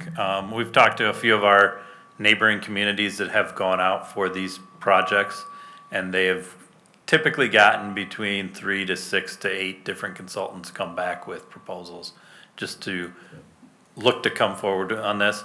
We've actually been asked by, I think I've had at least 3 or 4 consultants that have already asked me when we might be going out for proposals for this project. So there is definitely interest in multiple consulting firms for this. It's not just one company. Okay, and I guess sort of interpolating what you said, you don't think anything gets mandated out of the study? We do not. No. But if we then go for project funding, what about mandates at that point? I mean, I understand what you said about complete streets. It's not necessarily a mandate, but. So I think the only have thing. Have you talked to any of the neighboring committees that have actually done any implementation out of a study like this? So, we would not anticipate there being any mandates other than what the project is, the scope of the project is initially set up to be. So there's certain, I don't want to say there's certain mandates, but there's certain guidelines that we have to follow. And I always jokingly say this, I have to follow that a stop sign has to be red and it has to be an octagon.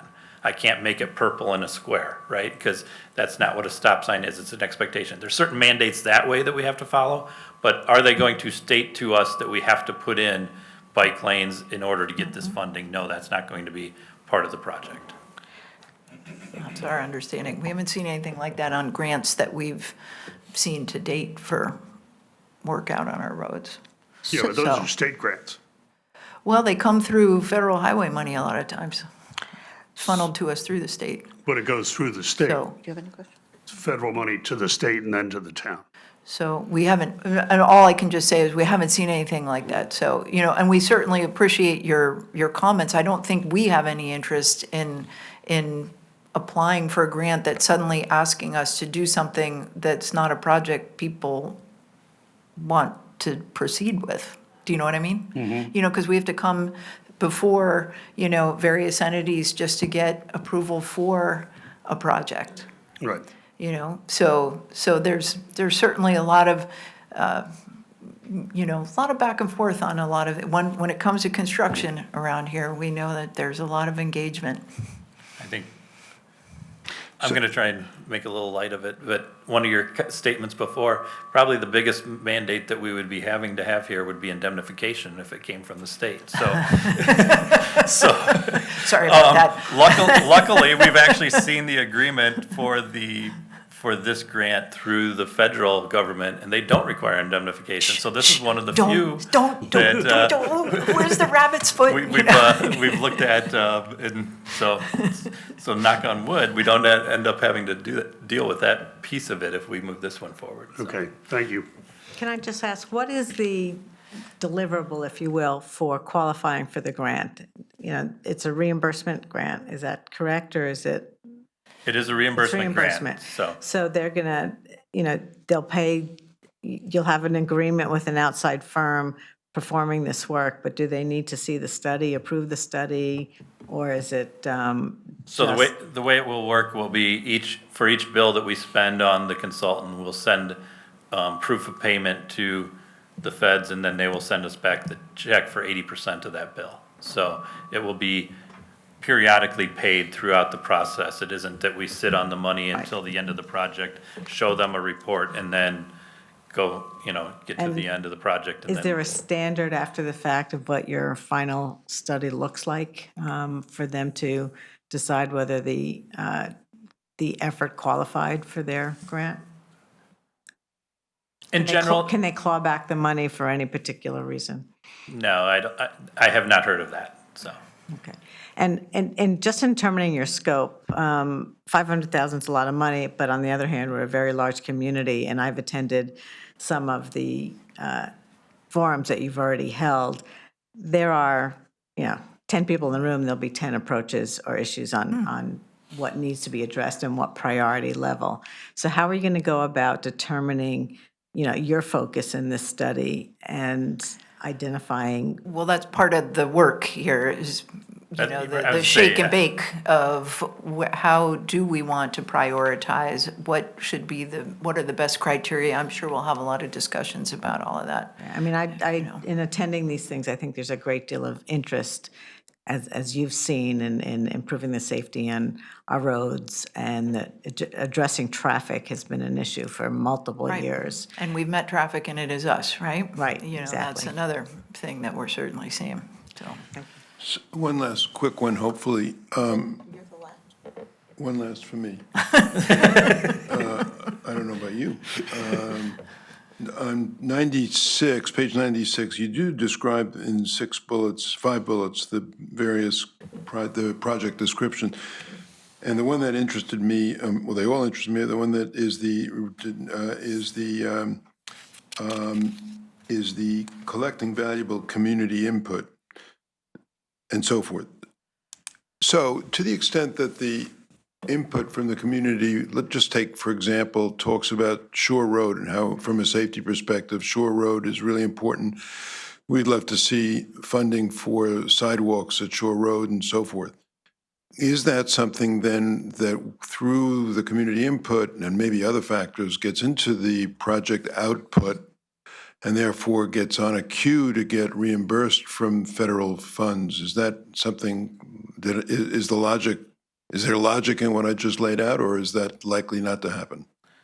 There's definitely logic in what you just laid out, exactly, and that's kind of what we're thinking here as well, is to see, is there ways that if we are getting projects that are of reasonably significant nature, we would want to make sure we try to tap into any federal, state funding processes that are out there, so. Is that what you were asking? That's right. So I mean, so when we think, it's not just the speed and crashes on the highways or on the roads, not the highways, but on the roads, it's also, sidewalks that may be something that we're going to do in any event or likely to be done. And to the extent that this study reinforces the safety aspect of that, it enhances our ability to get grant funding that we might not have had access to. That's the way I'm thinking. Is that accurate? I think that's fair. Yeah, that could be that's a reasonable statement. I think again, and we look for money from a variety of sources, right? So, whether it ends up being continuations of SS4 money or whether the grants come from somewhere else. But your point is just what we're trying to get at, which is, it helps us do that more up-to-date, prioritized list of, hey, what are these things that people have really identified? I've been here a while, and I have been listening to these meetings that Jim and company, are doing such a nice job at putting on, and I get the pleasure, right, of sitting in the back and listening a little bit. And I'm hearing things where I'm like, oh, I've heard that before, and then it was in style, and then it went out of style, and now it's back in style, it's very interesting to hear the discussions, things do evolve and change, as we live in this town and see how it goes, so. So I have a couple of questions. Oh, Harry? One more quick question. Do you want to go? Sorry. Would this be an RFP that the town would write, or is there a standard form for this study? We would write the RFP. Right. And we usually do a qualifications-based selection. Would you be willing to involve the two BET liaisons in that RFP process? So it's sort of a new idea, but it was, it's been done it was done a year or two ago when we were looking for consultants for the rink, or someone, not consultant, but someone to operate the rink. But it just, maybe that would help allay some concerns if we got to see the RFP. Yeah, we're always happy to share our documents. I mean, it's a public document. Okay, thank you. We did ask them to come in, and we even chatted with them, a bit further about this. Yeah, I got some feedback. to just, I'm glad you had some more meetings with them. That seems to be a good relationship. Yeah, I think Leslie remembers her time with Laura. We would have them come in and chat with about anything. We're happy to, because it's helpful to have them, because it's a lot of education. You all don't have time to get into the proverbial bowels of all of our fun DPW things, much as you might be wishing to. I know, because we're just the most exciting, right?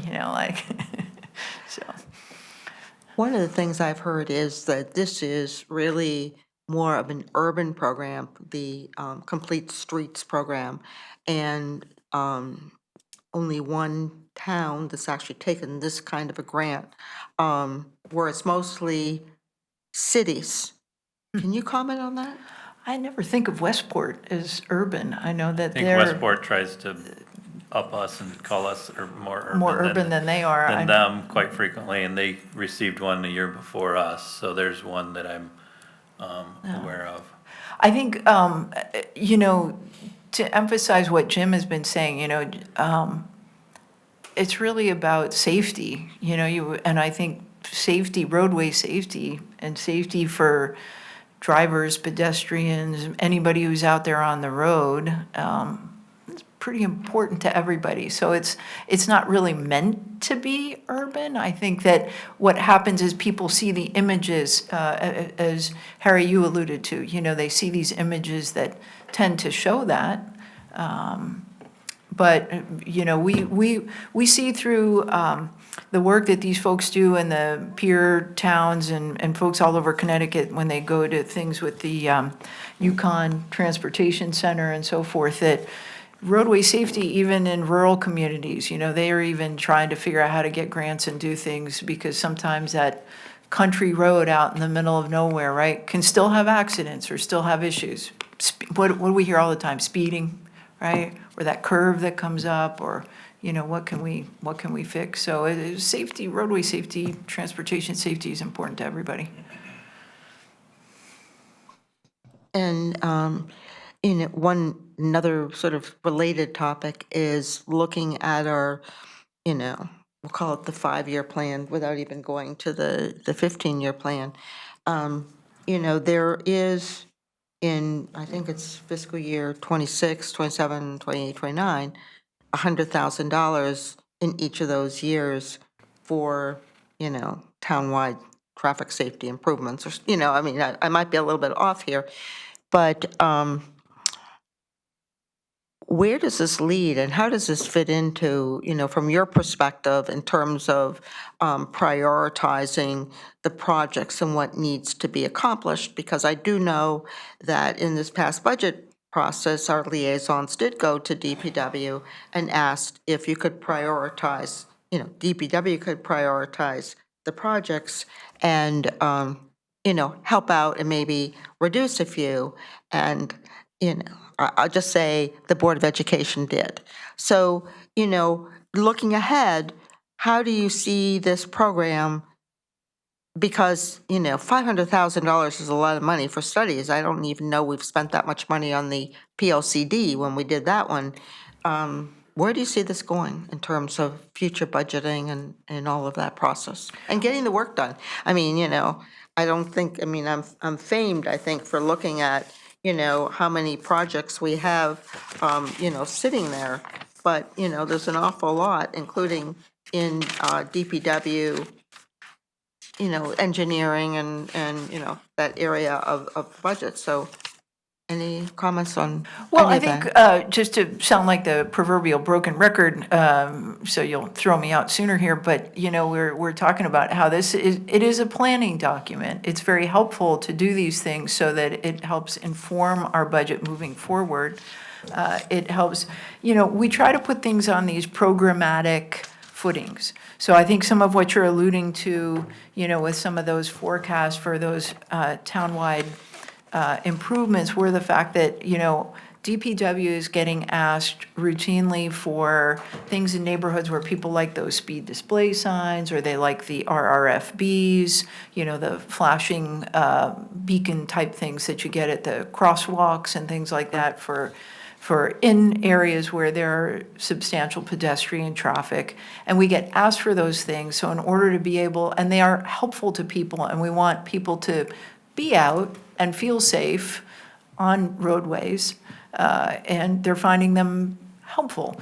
So, you know, the idea is with plans like this, we can determine that much better, where do we want all these, how do we want all these, where, you know, what's going on with these, what's our, and it helps inform our budget. And I think, you know, the comment about prioritization, all, you know, we work hard with the first selectman's office. You know, we do have certain, you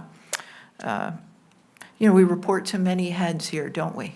I'll just say it that way, right? So I'll ask another question, sort of along the same line, just so I get a better understanding. It's my understanding that last week, the Board of Selectmen approved cameras in you know, the school areas. And as far as I know, all those school areas are in our residential zones, or nearly all, you know, I have not done a study.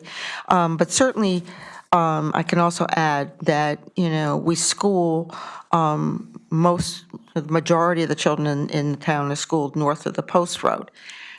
And so it's, you know, really residential areas. How does that program, which I would have expected to be part of what you're talking about now, cameras, speed cameras in the neighborhoods, et cetera, were you involved in that project? And how does that project fit into this project that you're now proposing to come back to us? That's a separate initiative. That's what I would think it would need to be blended. I'm surprised that you would say it would be separate. Well, it's because it's underway. We don't have it wasn't something, it's something that we're now allowed to do by that state Right, so legislation. I think the thing that was before the Board of Selectmen was to create an ordinance in order to allow that to be put into place, which is in recognition of the state statute that changed back in October that now allows enforcement cameras to be utilized. As part of this study and to improve safety, one of the things that will be looked at is speeding and enforcement, and that may be a potential recommendation. What went before the Board of Selectmen was just the ordinance in order to allow the town to do it. It wasn't anything giving permission to, or not, I shouldn't say giving permission, but it not committing the town to be putting these things in. It's not signing a contract with anybody doing that yet. So that's a separate process that's going through the Selectman's office that is an RFP process. They have asked Public Works to be involved in that process as well, because we know that that equipment will be showing up within our right-of-ways. So we would, if that were to move forward. So we are aware of it. We will be working with it. It's an enhancement to this plan, but it is not the only piece of it. It's one of those tools in the toolbox. And I think, again, so. I think I would throw out there, and why I say it's sort of separate in a way is, in my thinking here is a little bit, and I like how Jim said is, we've certainly heard, so Leslie, if you've been to some of those meetings, Leslie Moriarty, you've heard, people are talking a lot about enforcement, but we're Public Works, right? So we're there with fire and planning and zoning and PD in these meetings. And so while a plan, we're talking about what the plan will mean to us as Public Works for projects and all, but yeah, things come out in all these meetings that show that people are asking for those speeding tickets. They're asking for those tickets to be given to themselves, I think, because we keep saying, we see that we're the speeders. So I may not be asking the right people, so please. Does that ordinance then need to go to the RTM? The way it was presented to the Board of Selectmen, it does not, Does not. Because they're the legal traffic authority, right? because it's a legal traffic authority issue. And the Board of Selectmen is the legal traffic authority. That's how it was presented. Okay. Do we have any more questions? Just one final comment. Urbanization, Stanford has put in these mid-block crosswalks with huge light poles. I don't know if you've seen those. They're basically pedestrian traffic lights on full-size light poles, mid-block on state highways. So would not want to see anything like that in Greenwich. You've obviously not seen them. I haven't been over there I for don't a know while. if you've seen I know them. what you're talking about, yes. It's They're- what they call a hawk. It's, They're pretty hideous. they're, yeah. I don't they- care how much. Got 'em in Obviously, New York City too. yeah, they generally are put in high incident rate locations typically. And, I don't, there's only one location that has been brought to our attention that should be looked at for that, and we've passed that on to the state, and that's down, near Byram Road on Route 1. But, it's at the state level right now, because it's a Route 1 It's not us. project. It's not our project, so. Can I just add, this is where I think we are treading in sort of gray, dangerous territory, right? I mean, I think we all have individual opinions about what we want to see in town, what we think is appropriate, how we want to modify the roads, and we need data to make those decisions, right? So you identified something specifically you don't want to see, and you identified things that you don't like to see in previous conversations. But we need to look at what the state of the industry says are the safest environments and the safest way to address these concerns. And it's not the BET's purview to say, gee, I don't want this or that application, and I don't think that's effective. And I just get a little concerned that we're stepping into areas, or we're putting restrictions in the minds of our professionals to saying what they are and aren't allowed to look at. Leslie, I don't think that comment was fair to point me out without me. Was there anything I said today? Not today, maybe. Okay, thank you. Okay. Okay, so is there anything else that anyone would like to, okay, do I have any motions? Yeah, I'd like to make a motion to approve the additional appropriation for the Transportation Safety Action Plan grant for $500,000. And to be fair, it should be non-routine. Do you need to differentiate between the 100,000 and the 400,000 grant? I don't know. I To be think it funded? shows up on the use of funds on the cover sheet. Well, right now, my cover sheet doesn't show that. So you're saying I to just, I say, just don't know. This is a question to you. I'm well, we not, want to appropriate the 400,000. No, we want to appropriate we have both. 500,000, but the think- source of funds is a combination Correct. of a $400,000 grant and $100,000 coming from gotta our swing around general the fund. button. I mean, Capital not non- from our general fund, but see. Capital Capital non-recurring. non-recurring. Okay, so those in favor? Aye. Aye. So Leslie and, so that vote is 2. Those opposed? No, I'm going to abstain. Oh, sorry. Those opposed? I feel And then those abstaining? I'm going to abstain, and just by way of explanation, I would just like to hear more on Monday from my colleagues and understand any other questions that may come up from other members of the full board. So I'll just add that, you know, from my standpoint, we actually disposed of this in the full budget cycle, which only ended last night, and we haven't even funded the mill rate yet. So to me, to do this in fiscal year '24, when it was not included in fiscal year '25, it's just not in order. Okay, Can we take a 2-minute bathroom break? All right, thanks, everybody. of course.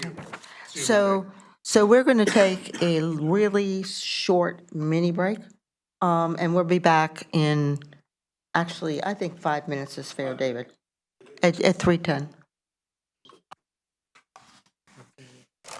Time for another cookie? No, I think 2 more.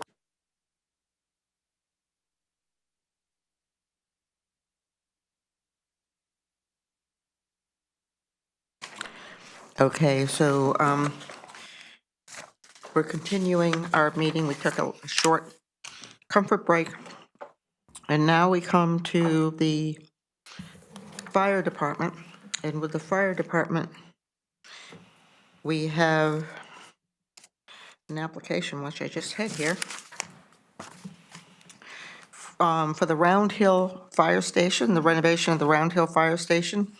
And the amount is $3,850,000. We actually, 385. So we'll do this one now. And I'd just like to comment that we actually approved this once in December, but with the passage of time, going through the law committee and working with the first selectman's office to make sure the documentation was what was needed, the amount has now increased. So I think we have with us our town administrator, Ben Branyan, and David Chaz from the Round Hill Volunteer Fire Company, who's been the, whatever he was, chairman of the board and working on this project now for years. And he is the continuity of this project, which has been ongoing. So, welcome. And we also have had members of the fire department with us. And I guess the only one that's, you know, continued to be sufficiently energy efficient or whatever is Charlie Lewicki, our assistant fire chief. But we had two other, the chief and the other assistant chief with us earlier. Yes, very, very briefly, you're absolutely right. This was in front of the Budget Committee in December of 2023, as it went. And approved unanimously. Yes. There was one abstention. There's a 301 vote. But it went to the full committee, the BET, and expressed concerns about the terms and conditions. So the law committee has, and with the law department, has worked out with Round Hills Council as well, has worked out the new terms and conditions and the mortgage. That has been verbally provided that will be executed. Just some minor tweaks we're doing with just some of the numbers, but those are one of the that was the hurdle that was presented to us at the January meeting. Of course, it makes sense that those between December and January, the BET changed memberships as well, so that certainly didn't help. And also, just to put it in perspective, this project originally got funded in 2018. So on the project, the application sheet, we show you that originally was funded in 3 tranches, 2018, 19, and 2020. The issue before you, I just want to walk you through the numbers. You correctly said the ask for the additional appropriation is $3,850,000. The total project is $4,850,000. That's the total project cost. I'm just getting some reverberations on, maybe that's the total project cost of the 4.8 million. The town has already appropriated $1 million over those 3 prior years. So the new ask for an appropriation is the number before you, the $3,850,000. However, 500,000 of that is the state grant that we have received. Again, we have to do the appropriation, but it won't be expended because of the 500,000 from the state, in addition to the contribution and that Round Hill has already raised, which is the 750. So when you take the 750 plus the 500,000, that's 1.25, plus the additional money of cash from the town of 2.6. The additional of 2.6 gets you to the 3.85, coupled with the $1 million you've already appropriated, you're at the 4.85. So the new cash that we're asking for is that is the 2.6 plus the 500,000 plus the 750 gets you to the 3.8 million. We already have the $1 million appropriated and it's on the open capital.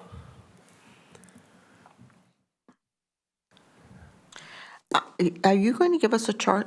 There was a chart included in the Okay. in the page 2 of the original one, application, okay. but I think I went through that one, but I didn't know if that needs any revision based on what. it does need a little bit of revision. So if you have that one in front of you, Yeah. that bottom table shows you the funding plan of 3 tranches.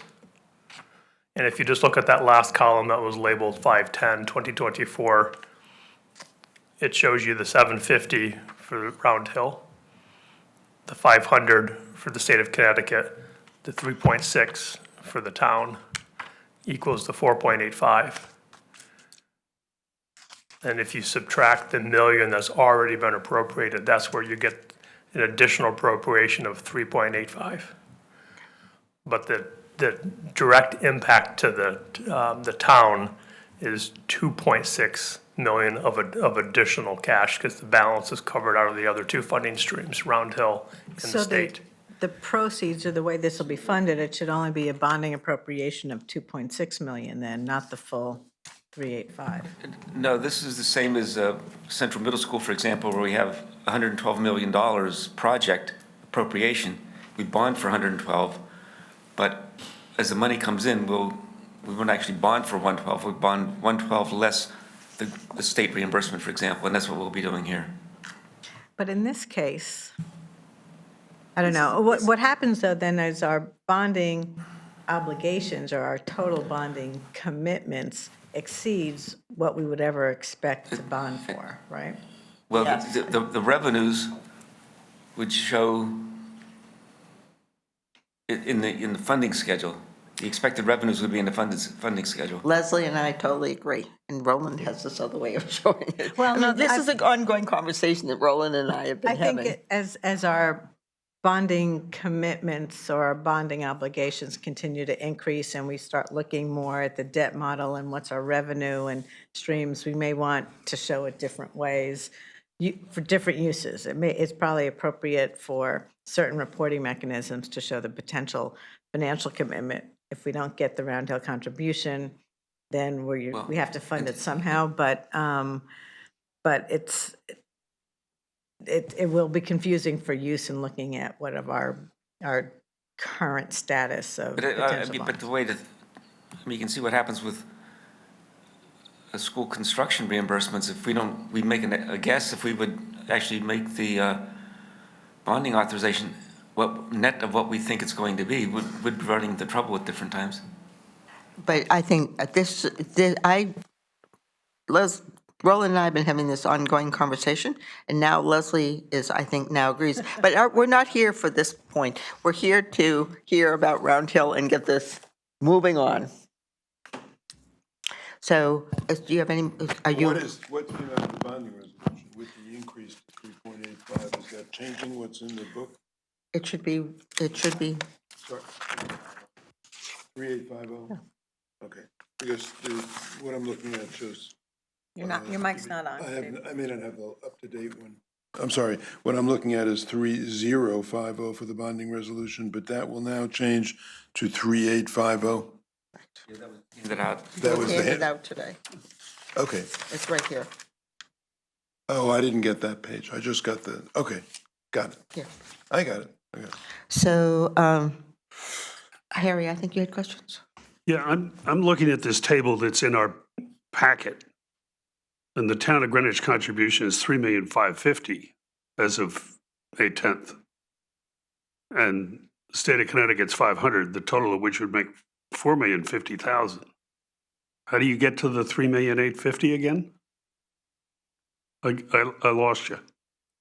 $1 million that's been funded. And also, Round Hill's contributing 750,000. Have you Yeah, factored this that in? is, the funding plan shows 3,550,000 in the package. And now you're saying it's, and you add on to it the state number, it's 4,050,000. Because we have to fund the state portion.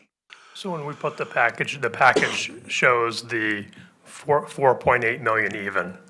Right. As we were getting ready for this meeting, we looked at all of the costs between the soft, the hard, low voltage, all the subcomponents at the top table. We missed a couple, so we actually had to add 38,000. So just to make it round numbers, we just added an additional 50,000. And so if you look at the new numbers, you'll show hard construction still remains the same at the 3.37, 360. But the 75,000 for low voltage went to 78,000 and change. So we just made a couple, we added, because of the passage of time, we just refreshed those categories. Well, I get that, but So we just added 50,000. But you have the million that you funded already, that's why the difference exists. So the million we already funded is, if you look at, how I look at this is look at the change column. For me, the change column is the one that's your Rubik's Cube or your decoder ring on what are we looking at. And for me, it's that change column.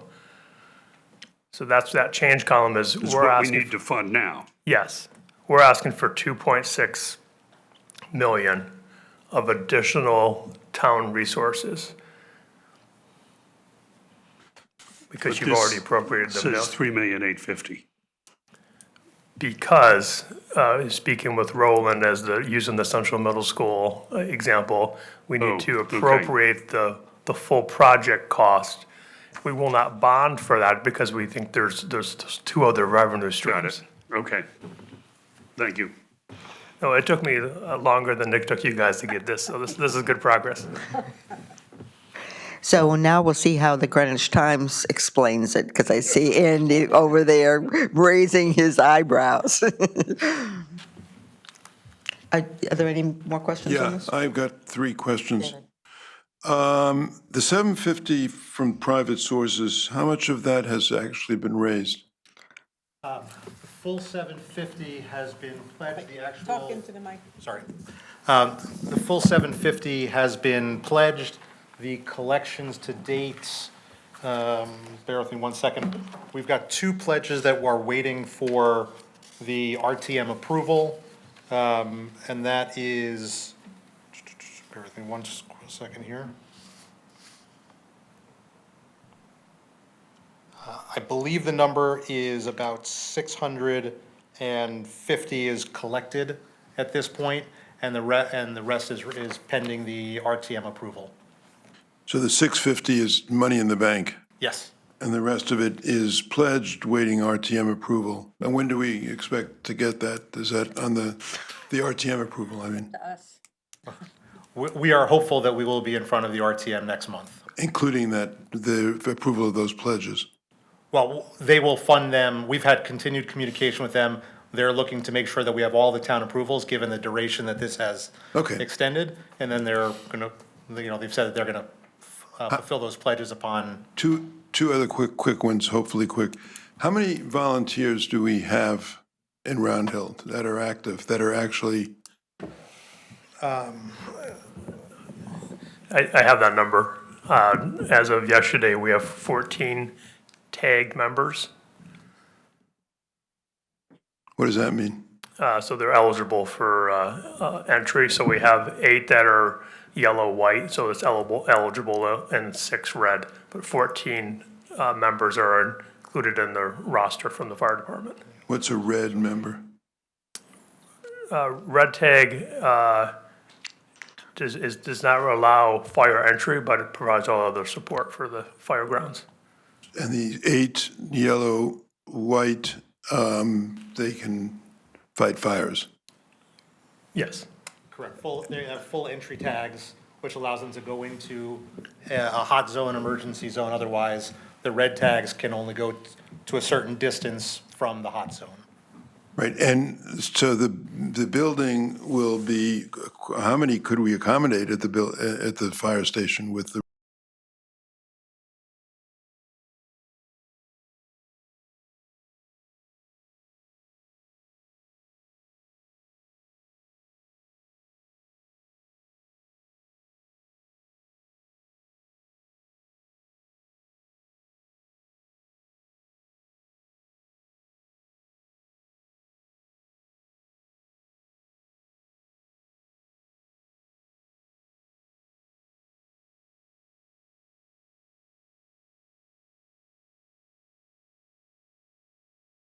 Place to stay and to learn the fire service.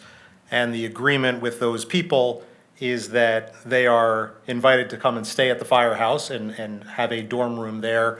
And as part of that obligation is to go through Fire 1, et cetera, and on to Fire 2, et cetera, and be available for calls.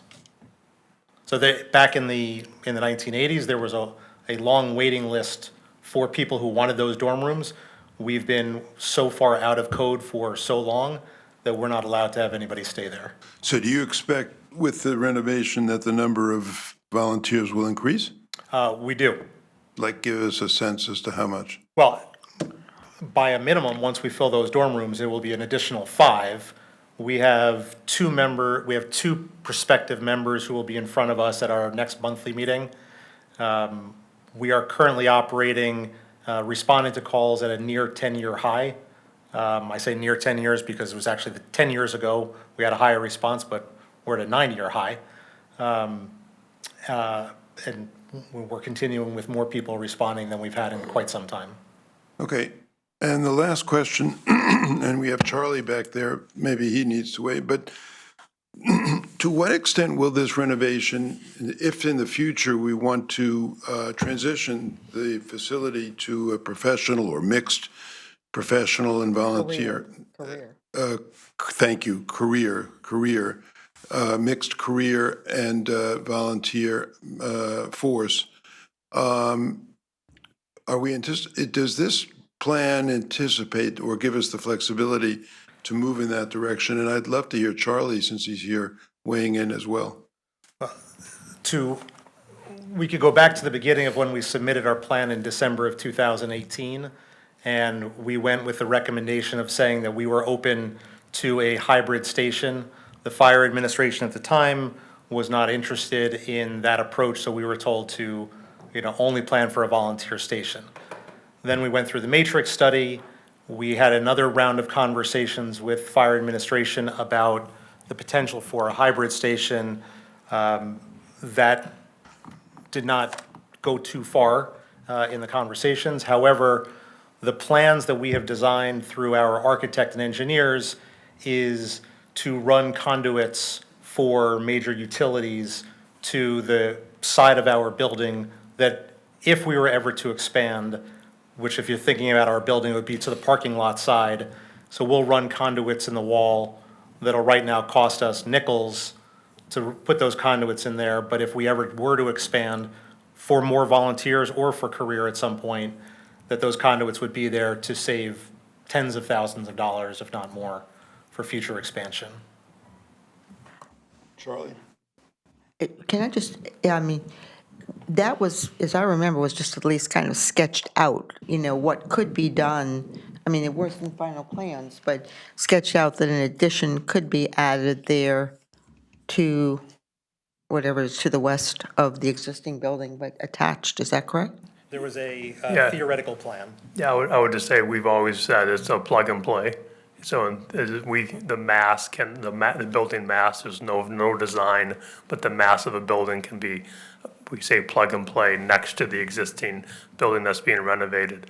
But just to underline the point, this renovation does not preclude the town's ability to work on a career station if that comes. But just to state the obvious, that's the capital is the easy expense. It's the ongoing operating expense that has been the hurdle over the years. But this does not preclude options for the future for the town. And David, have you reviewed these plans with the, you mentioned back in 2018, the view of the fire administration. I'm not sure that the current administration shares, I don't know whether they share that view or not, but have you reviewed the plans? Are you working in partnership with the career team as we proceed down this path? So the plans are the same plans that were approved back in 2018 and approved for a building permit in 2020. Those were the plans that we were directed by the town to pursue as the volunteer-only plan. We opted to put the conduits into the plan to allow for some future. We did, and I'm not sure if, I think Charlie was before you joined, we did have a meeting shortly after Chief McHugh joined Greenwich. We did have a couple of meetings with Al Minelli and others about whether or not we wanted to re-explore this. And the consensus at the time, and I don't want to speak for everybody, but those meetings, I think we had 2 or 3 meetings, and then that ended that conversation. Right. I don't want to put Charlie on the spot in any of this, so I'll ask to you, David. To what extent are you open to and committed to working hand in glove with the career team as we go forward on this? How big a priority is that for you? 2 separate questions. We are fully open to continuing the conversation. The last time we did, we ran into, a couple of key considerations that would have to be managed. There's and again, I don't want to speak on the town's behalf. There was one question about housing town employees on private property, that is because Round Hill owns the property, so that was one consideration that needed to be worked out. There was, as I recall, discussions about how maintenance would work for the career quarters on, again, private property. I think that there may have been a union question mark there, similar to the same idea of putting union employees on private property. We are always open to the conversation. It's why we are putting the funds from our budget into putting things like the conduits in place, why we've designed the building that would allow for a future expansion. There might have, had we never been interested in doing that, there might be a few things that we had done differently, but because of that possibility, it made sense to plan the building as Mr. Brannigan said, as plug and play, where we can add on to the side of the building. But at the moment, there has been for at least a couple of years now, there haven't been any conversations about re-looking at the plan. I hope you're not saying that you're opposed to allowing career fire team residing, if need be, at the Round Hill Station. I don't think you mean that. We are certainly not saying that. We have said that the meetings that we had with town administration and the building department and the fire chief at the time was that we are very open to the idea, but there were some obstacles that needed to be figured out. There was, as I recall, and again, I don't want to speak on the town's behalf, were more considerations for how the town could maneuver than how we could. So, thank you. Leslie? Yeah, when we last spoke, there was a requirement or an agreement that we'd have an MOU agreement with the volunteer company, given that the town is putting in $3.6 million to your smaller amount of money. Can you tell us the status of that, and have we finalized the agreement? The law committee has reviewed the agreement. We submitted it to the Round Hill, and David is nodding his head. They provided a verbal that they will sign it, so it's satisfies the law committee. I think we sent it out to the committee late yesterday. We are getting some minor changes just to align the numbers that's before you to that agreement, but both the terms and conditions that we originally had, those are now, those will be replaced with this, which includes both the terms and conditions and a mortgage document to be executed, which was one of the major points from the committee.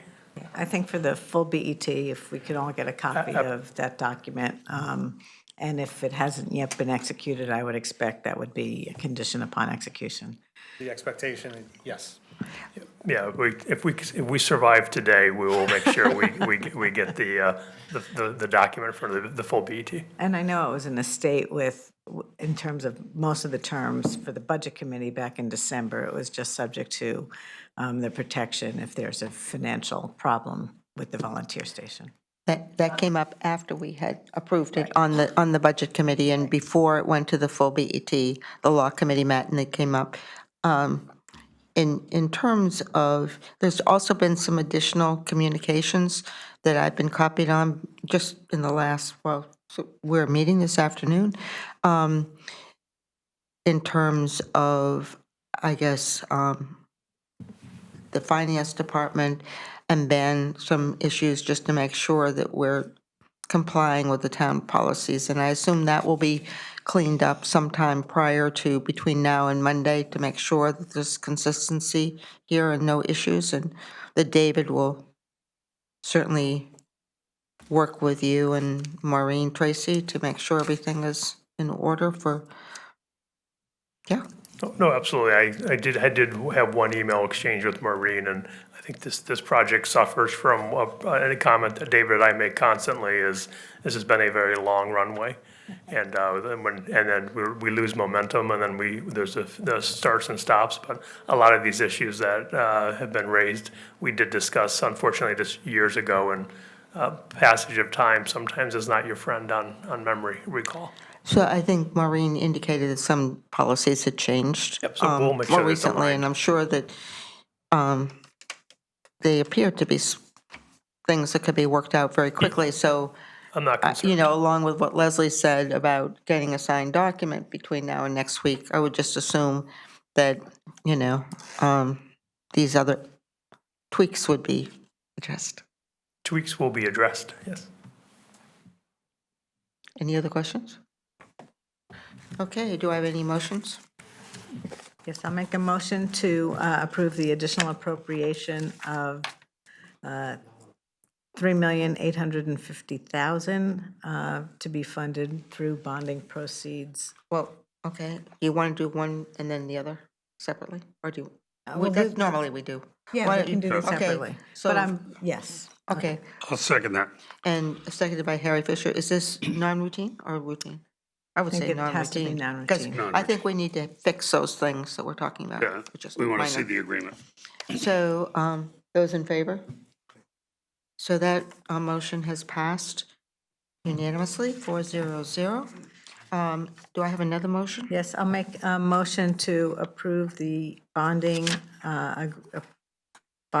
resolution for the $3,850,000. Subject to, there's one Scrivener's error, the word resolution is misspelled. No, rehabilitation. Sorry. Rehabilitation. Yeah. Yes, rehabilitation's misspelled in the title. I'm sure that's not an issue. We'll get that cleaned up in the next Yep. week, too. Okay, so we don't need to make that part of the motion, though, right? No, I'm just pointing it out. Oh, okay. So moved by Leslie Moriarty. Second. By Harry Fisher. Those in favor? Aye. So that motion has passed 400. So we thank David for his patience over years. And we're really looking forward to breaking ground on the project. As are we. Okay, super. And thank you, Ben, very much for everything that you've done to move this forward. And Leslie and I have been involved for many years here, too. I will just say the law committee, as with our town attorney Barbara Schellenberg, they really did a lot of work on the agreements as well to get us to this page. Yeah, and I was, you mentioned the law committee earlier, but I was also going to mention Barbara Schellenberg. I think she did a lot of work working together with the attorney for the Round Hill Volunteer Fire Company. Yeah. So Barbara needs to be thanked too, very much. Okay, so we now have a very patient Joe Williams who's come for approval from the library. He's our director of our library, Greenwich Public Library, and he's here for approval of use for $55,000, and it's a gift from the Friends of the Greenwich Library for a new van, and it's an electric van, right? Yes, that's correct. So unlike some of the other departments you saw today, I'm not asking for money. I'm asking for permission to receive money. That is a van. So currently, this is the, let me just switch this because I think I'm getting feedback. This is the van that services all of our different locations as well as the Perrott Library. It delivers all the materials.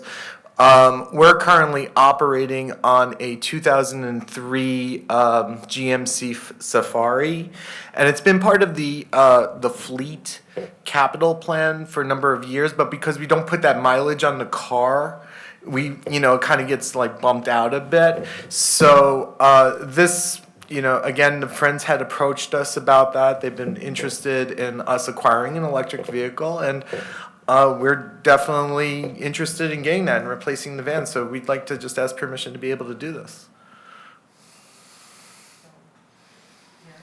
Harry Fisher? Yeah, I think I saw that you would put a charging station inside the garage.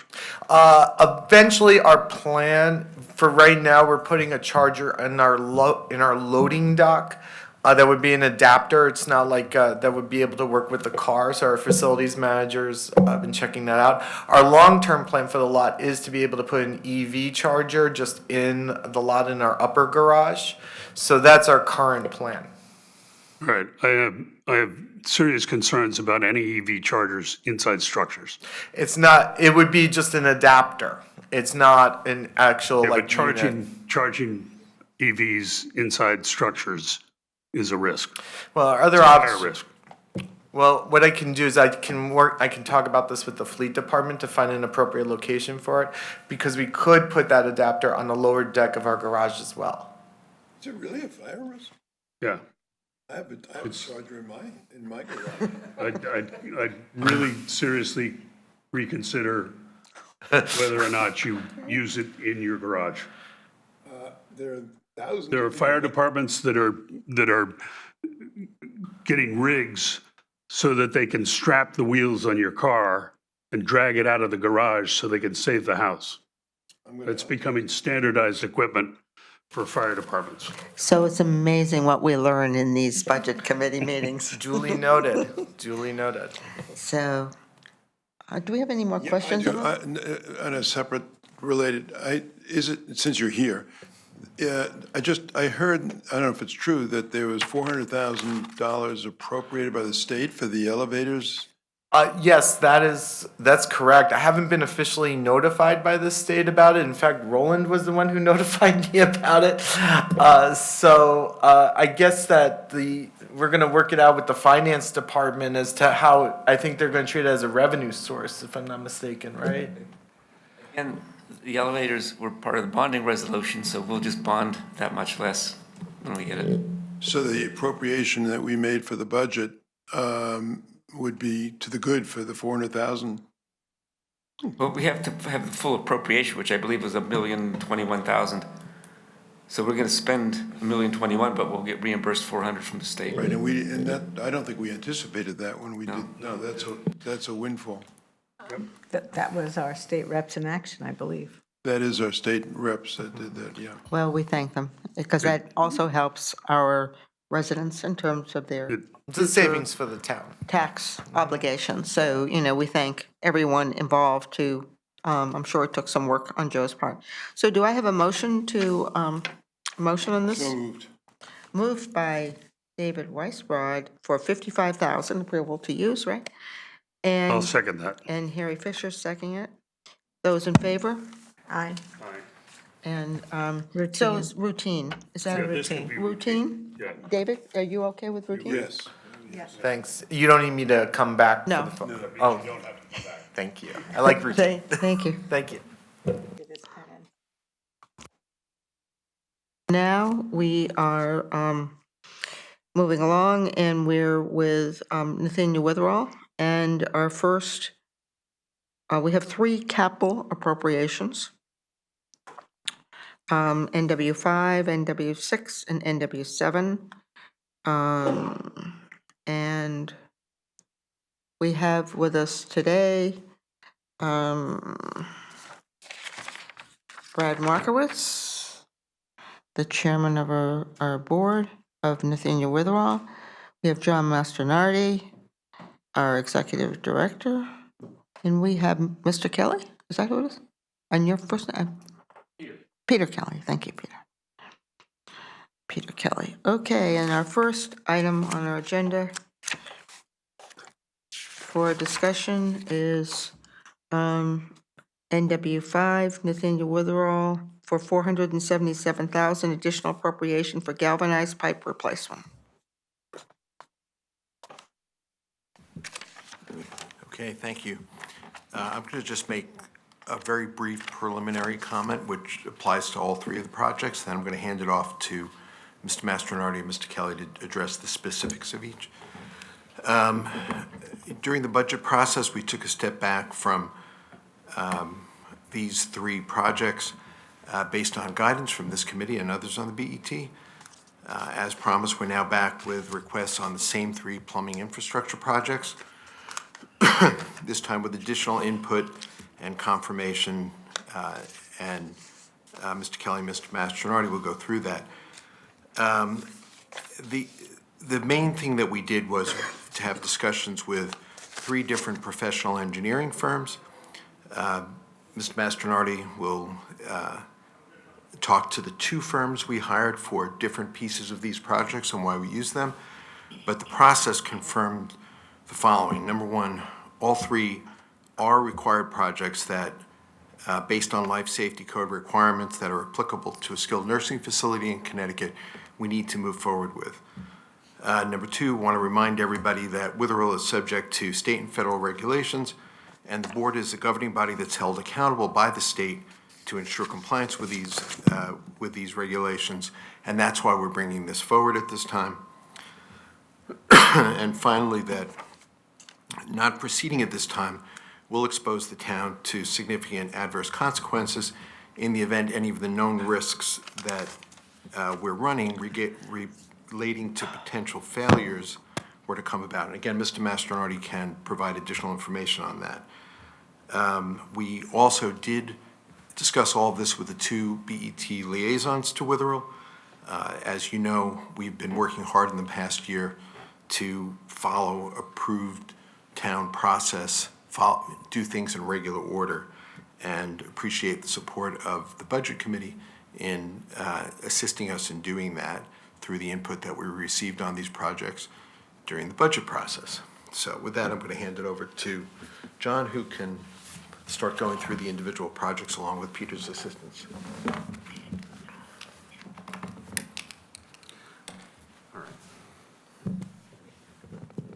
Thank you. I'd like to start with the galvanized pipe replacement. And I'd like to also just mention that the feasibility study that's referenced in your packet is really a feasibility study not for the project or the projects themselves. It's truly for specifically whether the pipe needs to be relined or replaced. And my take on this is that based on my conversations with both B2R structural engineers and professional engineers and Pistola structural engineers who've worked with and for the town before, that they are telling us that the pipes actually, it would be more prudent because of the structural integrity of the cast iron piping being compromised and questionable, that they should actually be replaced rather than relined.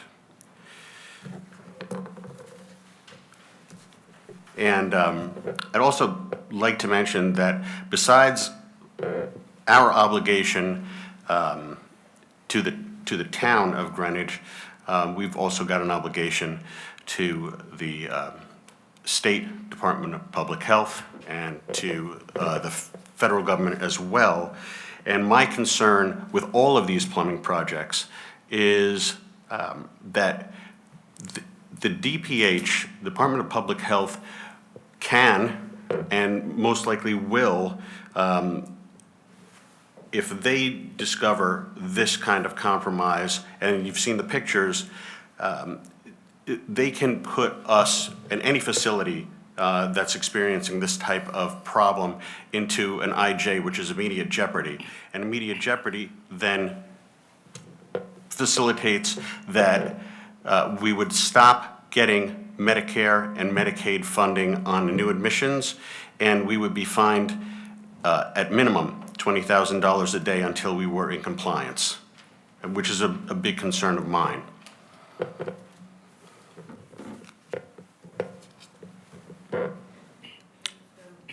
Do we have any questions about this particular one, which is the galvanized pipe replacement? Harry, did you have questions? Yeah, I heard you mention cast iron and I heard you mention galvanized. I believe NW5 is just the galvanized pipe. There are two, if I can just interject if I may.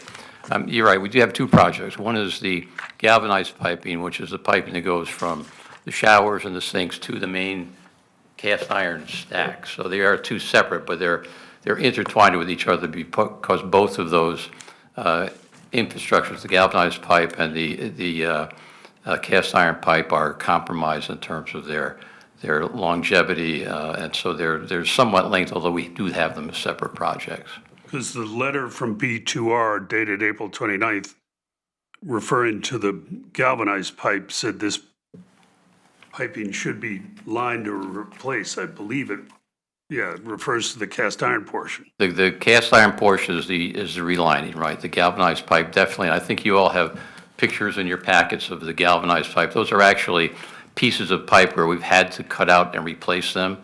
And we have spent $104,000 or what, how many year period, John? Over a 2-year period. 2-year period to replace them. So those definitely have to be replaced. There's no relining issue with them. They are failing. NW5 is a replacement of galvanized pipe. Correct. NW6 is a relining of cast iron pipe. Correct.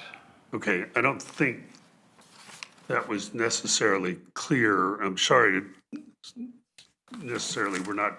No, the wet stack, NW6 is- the wet stack also refers to, at least one of the documents we got says replacement.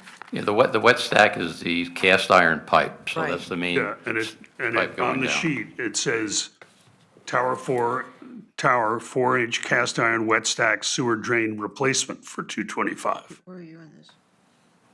Correct. But I thought you just said you're relining the cast No, iron. no, let me make it clear. Let's just stay with the galvanized pipe first. That pipe is being replaced. That's failed. It's the Right. galvanized pipe that you have I the got that. pictures of. So that has to be completely replaced.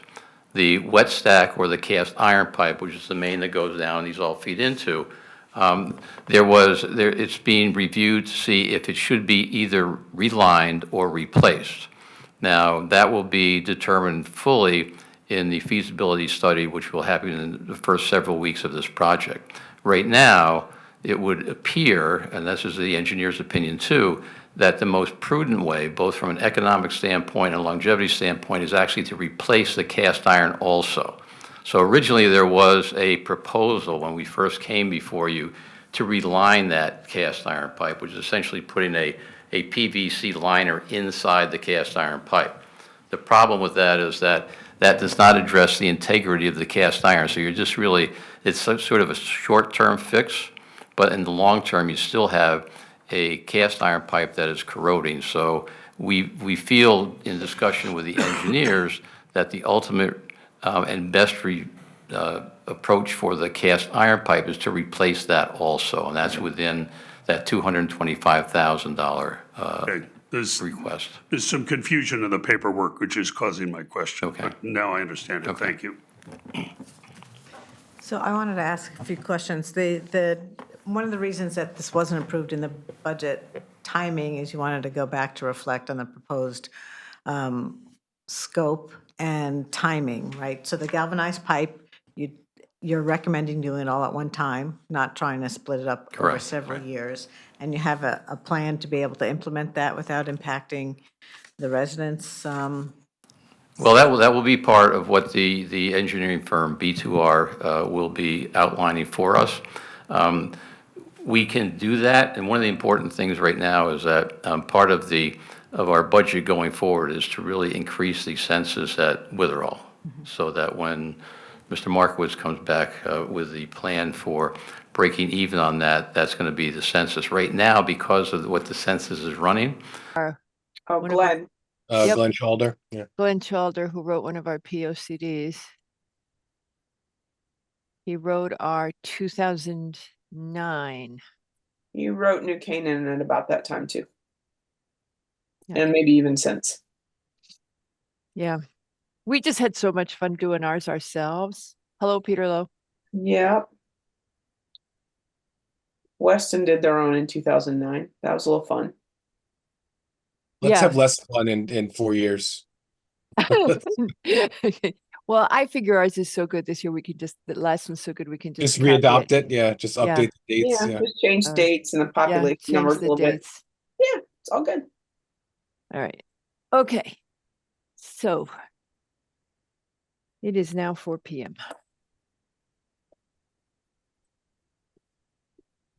Recording in Okay, progress. good afternoon, everybody, and welcome to a meeting of the Town of Greenwich Planning and Zoning Commission being held virtually.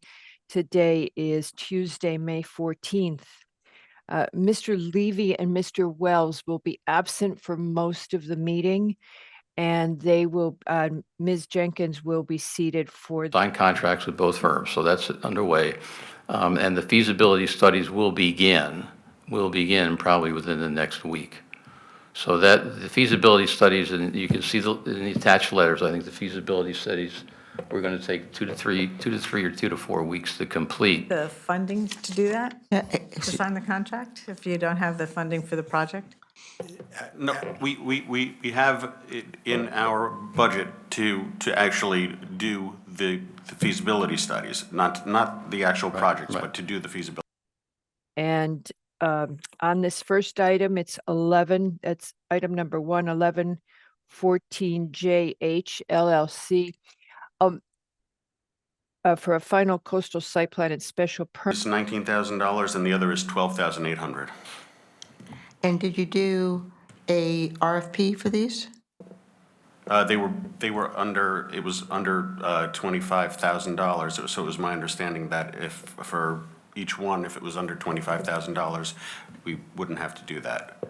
And is it the same firm for both of those contracts? No. Mr. McRae, I believe you said yesterday you would have a motion on this. And if I may, what we did do is we reached out to 3 firms. We were not going to essentially suggest one firm, so we reached out to 3 different firms. We actually were going to award all the contracts to one of those firms. We ended up actually awarding the contract to 2 because B2R came in terms of their cost at the lowest cost, and Putsola, which we've awarded the water main to, that's a separate project, came in had worked on the water main before. So right now, B2R came in the most cost-effective way on the drains, the galvanized pipe, and the cast iron pipe. And I'm probably jumping ahead of myself here, but we also award a separate engineering firm to do the water main, which we'll talk about later. Right, and just an aside, but it's a impression that we did contact purchasing and sought their guidance, and they did provide that guidance to us as to how to go about doing this. So the question, one of the points I wanted to try to get to, would it cause Nathaniel Witherall a problem to defer the construction, the availability of construction funding till July 1st? do you anticipate needing, because you still have to complete the feasibility studies between now and July 1st?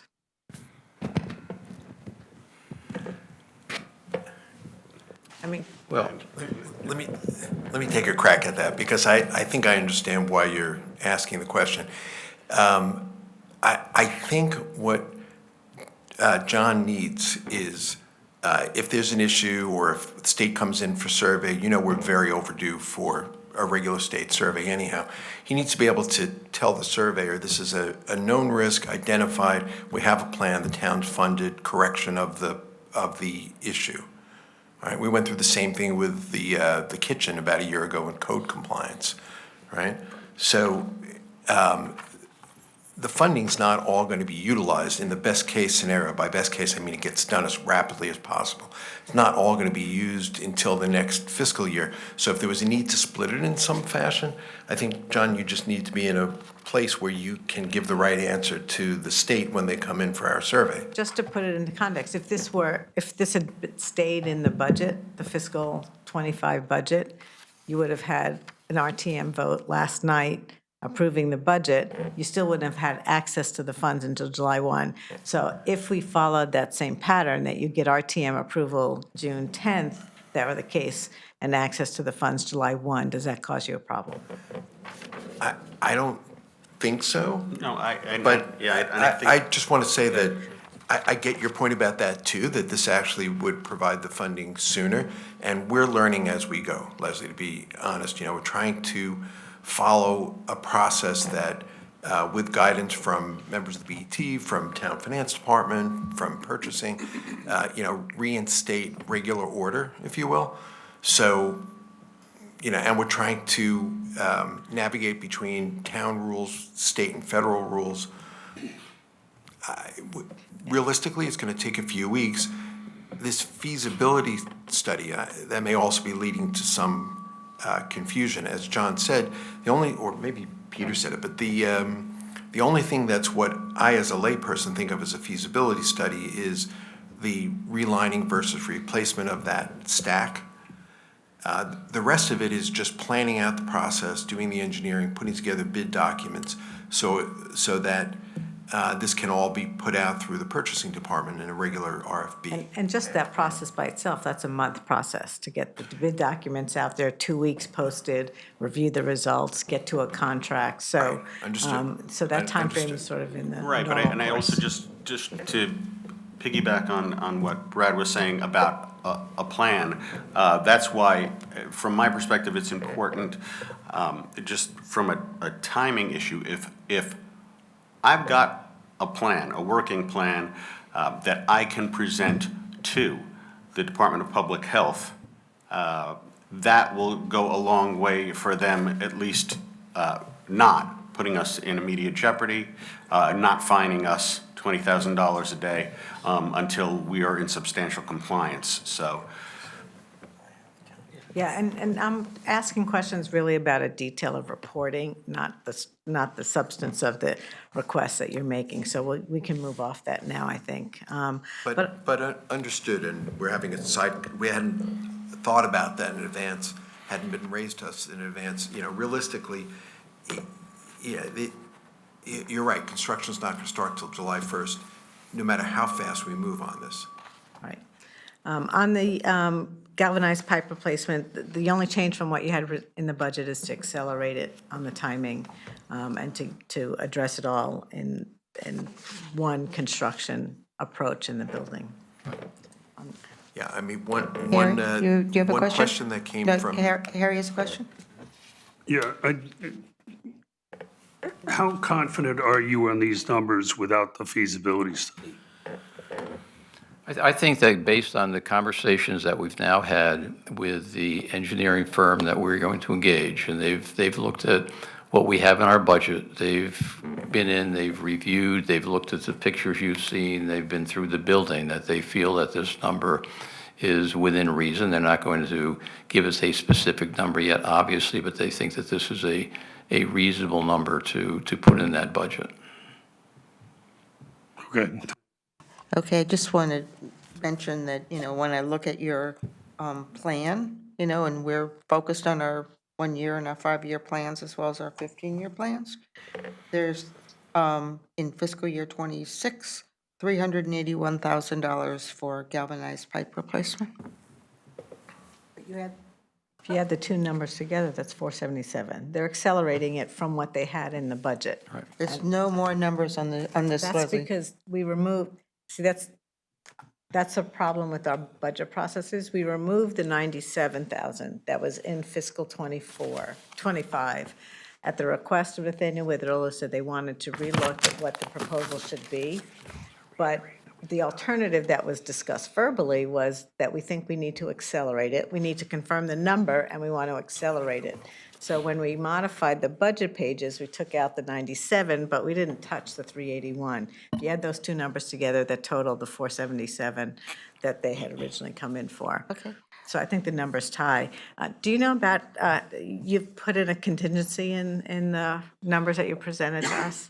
This would include a contingency. So do I have a motion? So I'll make a motion to recommend approval of the 477,000 for the galvanized pipe replacement program. So moved by Leslie Moriarty. I think it's non-routine, right? Do we have a I'll second? second that and non-routine. Moved by Leslie Moriarty, seconded by Harry Fisher. Non-routine, 477,000. And I just wanted to acknowledge that I've had some conversations with some other members of the BET who may feel more comfortable having that condition that the money's not available till July 1st. So that may come up on Monday night. So those in favor? Aye. Those opposed? And so that vote is 3-1. Quite frankly, I think the fact that you plan to come back this year and our other condition for the operations, which obviously includes the overall, Nathaniel Witherell should have taken in the capital into consideration also. I quite frankly, I was surprised it had not. I guess we somehow we didn't think that through sufficiently. Okay, the next one is, Wait a second. Are you opposed to? I just gave the reason for we don't have back and forth conversations on things like this. I gave my reason for opposing, for my negative Just vote. trying to understand it. But I'm happy to talk to you after lunch. Okay.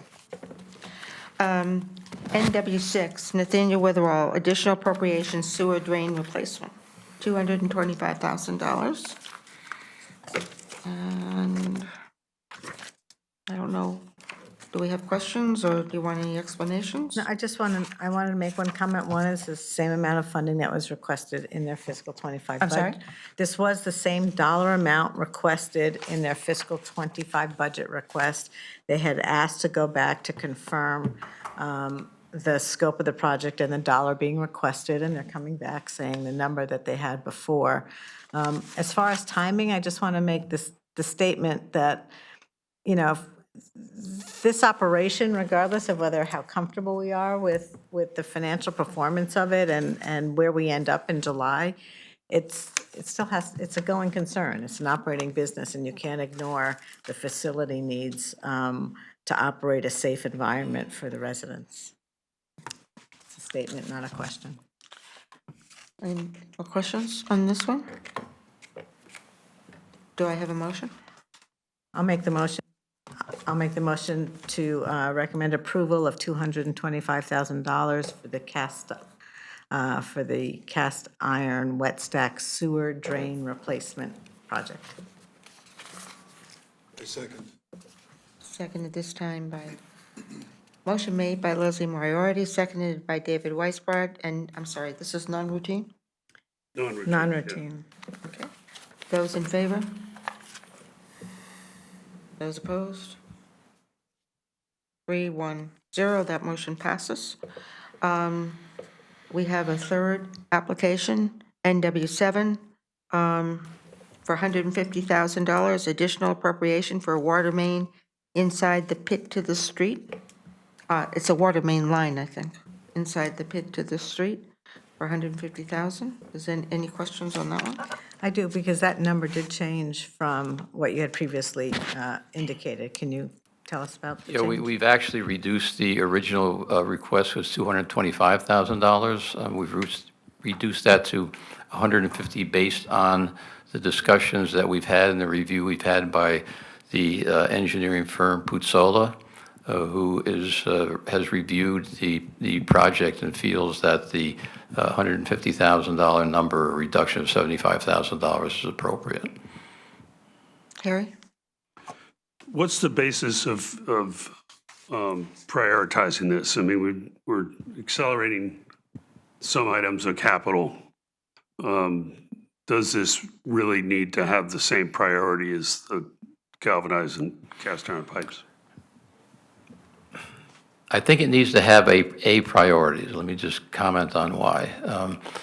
There are two issues here. One is to complete a project that was started in 2018 and the same engineering firm oversaw that, which is why we selected them again, which would provide two separate lines from the main water line from the town to the Witherall. One is for fire suppression, the other is for potable water for the Witherall community. So it would complete that project.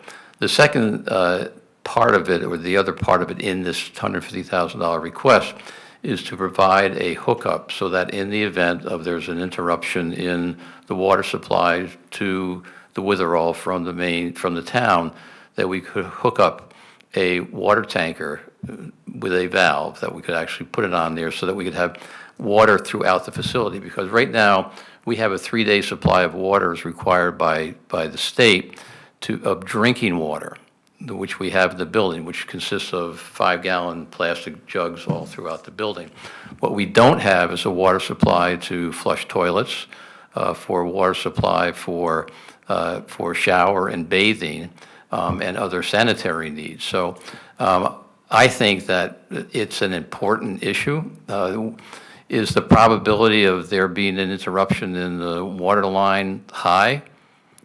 Maybe not, probably not. The only thing I will say is, in my experience, I've had it happen 3 times where it was probably not going to happen, and it did. So I think it's a priority issue.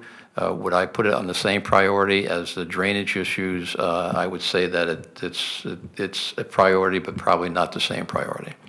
You're saying that there, excuse me, you're saying there were instances where the supply was interrupted? I'm sorry?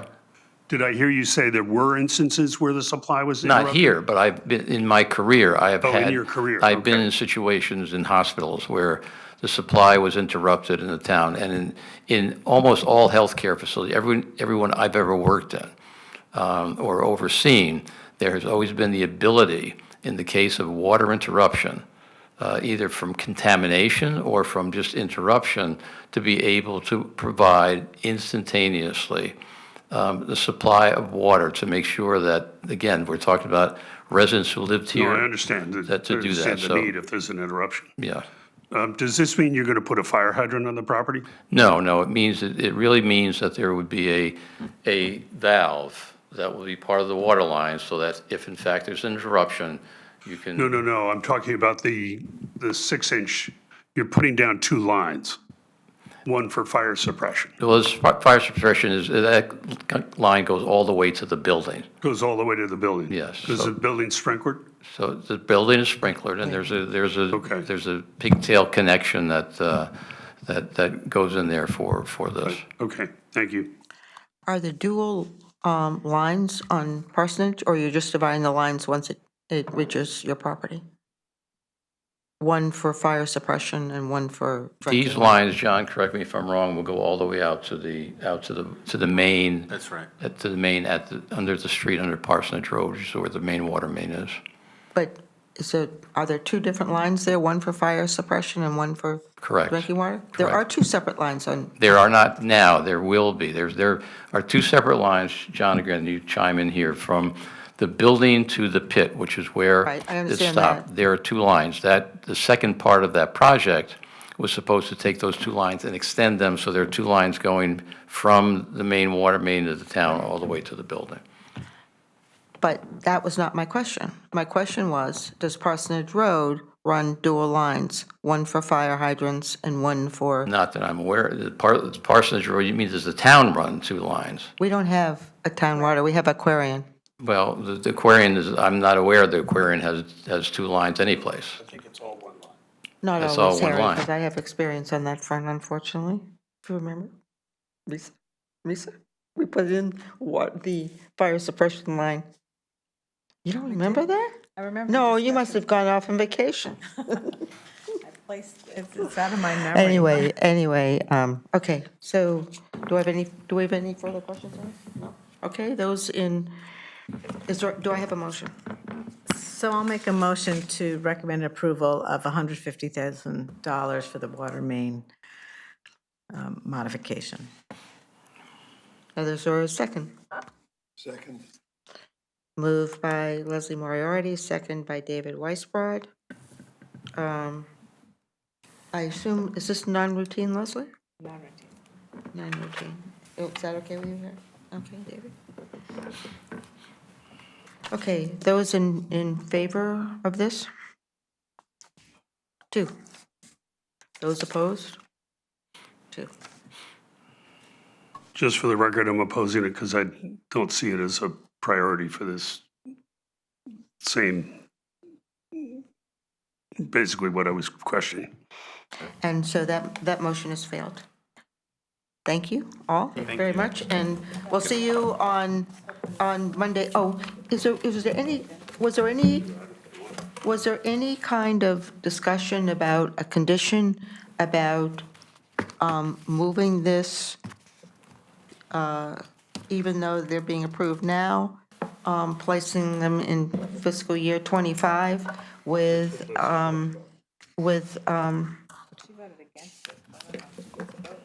I think that's deferred to the full BET if we want to take it up at that point. Okay, fine.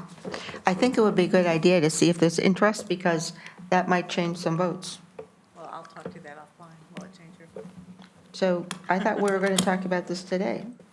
Well, I mean, is that, your main concern was not that you identified why you don't So support I those just two think, projects? I think it's important, well, that moves On it in, timing. that moves it into fiscal year 25. But if timing would change it, based on what I heard, I would buy your vote with that. So we'll talk about that some more. No, for the record, that was an interesting comment. No, Andy, that's not for the paper. Anyway, thank you very much, all of you, for coming, and we'll see you again on Monday evening. Thank you. Thank you. So we're moving right along, folks. So on the economic conditions, I think you're going there next. I'm, well, usually I ask Roland to give the economic conditions, correct? Do you have something I just special? had a few questions on economic. Well, usually Roland gives the report, so I'm asking Roland to give the report. Oh, all right. The report is kind of similar to what it's been in terms of the variances, the taxes on the revenue are up. All 3 of our big 3 have now exceeded their budget for the year through the end of April. We have some timing differences, I hope, on things like LoCIP. And the closed encumbrances, we didn't book those until June last year, and we booked them in April this year. So there's not much there. Same thing with the expenses. We still have some timing differences, people transportation. By the end of last year, even though I know that we did get some give back from the vendor, we still spent $9.2 million on people transportation last year. So eventually this $5 million favorable variance or unfavorable variance is going to flip because we're paying the vendor every month now. So this is a timing issue. That would be a timing issue, yes. We do have some interesting things on the field maintenance. Because we put the money that used to be in capital into Parks and Rec, they are adjusting their schedule to speed up spending it before the end of the year because they're not used to, they can't encumber it like they used to. They just had this money in the capital, just stayed there and rolled over. In the BC&M, their spending is up because we also moved money into their operating from capital, so their budget is just higher than it was a year ago. So, but we should see this if we come next year, this is really a changing the processes, and we moved it for accounting purposes. Yes. And so. So next year, when we look at BC&M. Next year, it'll smooth itself out. Right. David, you said you had questions. Yeah, so you've answered two of them. Can you put your mic on, please? Oh, I'm sorry. LoSiP and transportation, you've described as timing differences. What is the taxes for the early sale of forest property? Some of the people who had, I guess, a benefit. It's Public Act 490. Because they called part of the property forest land, so they weren't taxed on it like they would have been. Oh. And they sold it before I believe it was 10 years was up. That's So correct. We got $600,000 plus in basically penalties. It was like the Rockefeller property to Greenwich Academy. If they sell the property, no, it wasn't the Academy property, it was the one on Indian Field Road, I thought. We had two large ones. But if they sell the property before this 10 one. years, they have to pay the back taxes that they got a benefit on. The extra years, the narrow. Yeah. Got it. I didn't, and then the fire marshal plan review? Last year, about a year ago, they passed an ordinance allowing the fire marshal to charge for reviews of The building permit the building plans. permits. Yes, so they would look at the building permit and they charged a certain fee per value of the building permit. It's like a building permit. Yes. Okay. But this tells me we way under budgeted for this upcoming fiscal year, likely. We don't know, because, but that's an area probably where we've under budgeted Well, revenues. building permits is also in the same, so fire marshal plan review is in the same bucket generically as building permits? That's, Except it only applies to commercial and multifamily. oh, Fire marshal review. It doesn't apply to single family. yeah, that makes sense. That's it. Those are my questions. And I had one question, just in preparation for Monday night, when we are going to act on the mill rate, if we can get an update on fund balance estimate for the end of this fiscal year. No change, so it'll be, Between break even and $1 million loss, no change. Are there any more questions on the economic report? It looks like Nathaniel Witherall is negative $2.9 million year over year. Is that correct?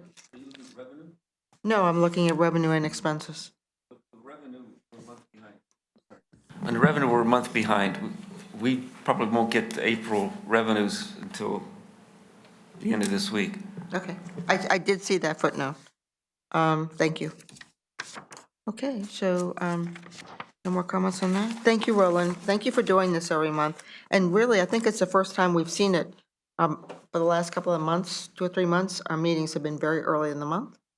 And, as for the BLS number, Bureau of Labor Statistics, inflation rate, that comes out tomorrow. And I can't remember, I think we're something like 3.4% at the moment for the area. Okay. Guy came out today, it was not good. The what? It was Producer price. 0.5% increase. It was not good, right? It's no It good. was not good. Anyway, so, minutes? Do I have a motion to approve the March 1st, 2024? So moved. Second. So moved by David. Weisbrod, seconded by Harry Fisher. Those in favor? Aye.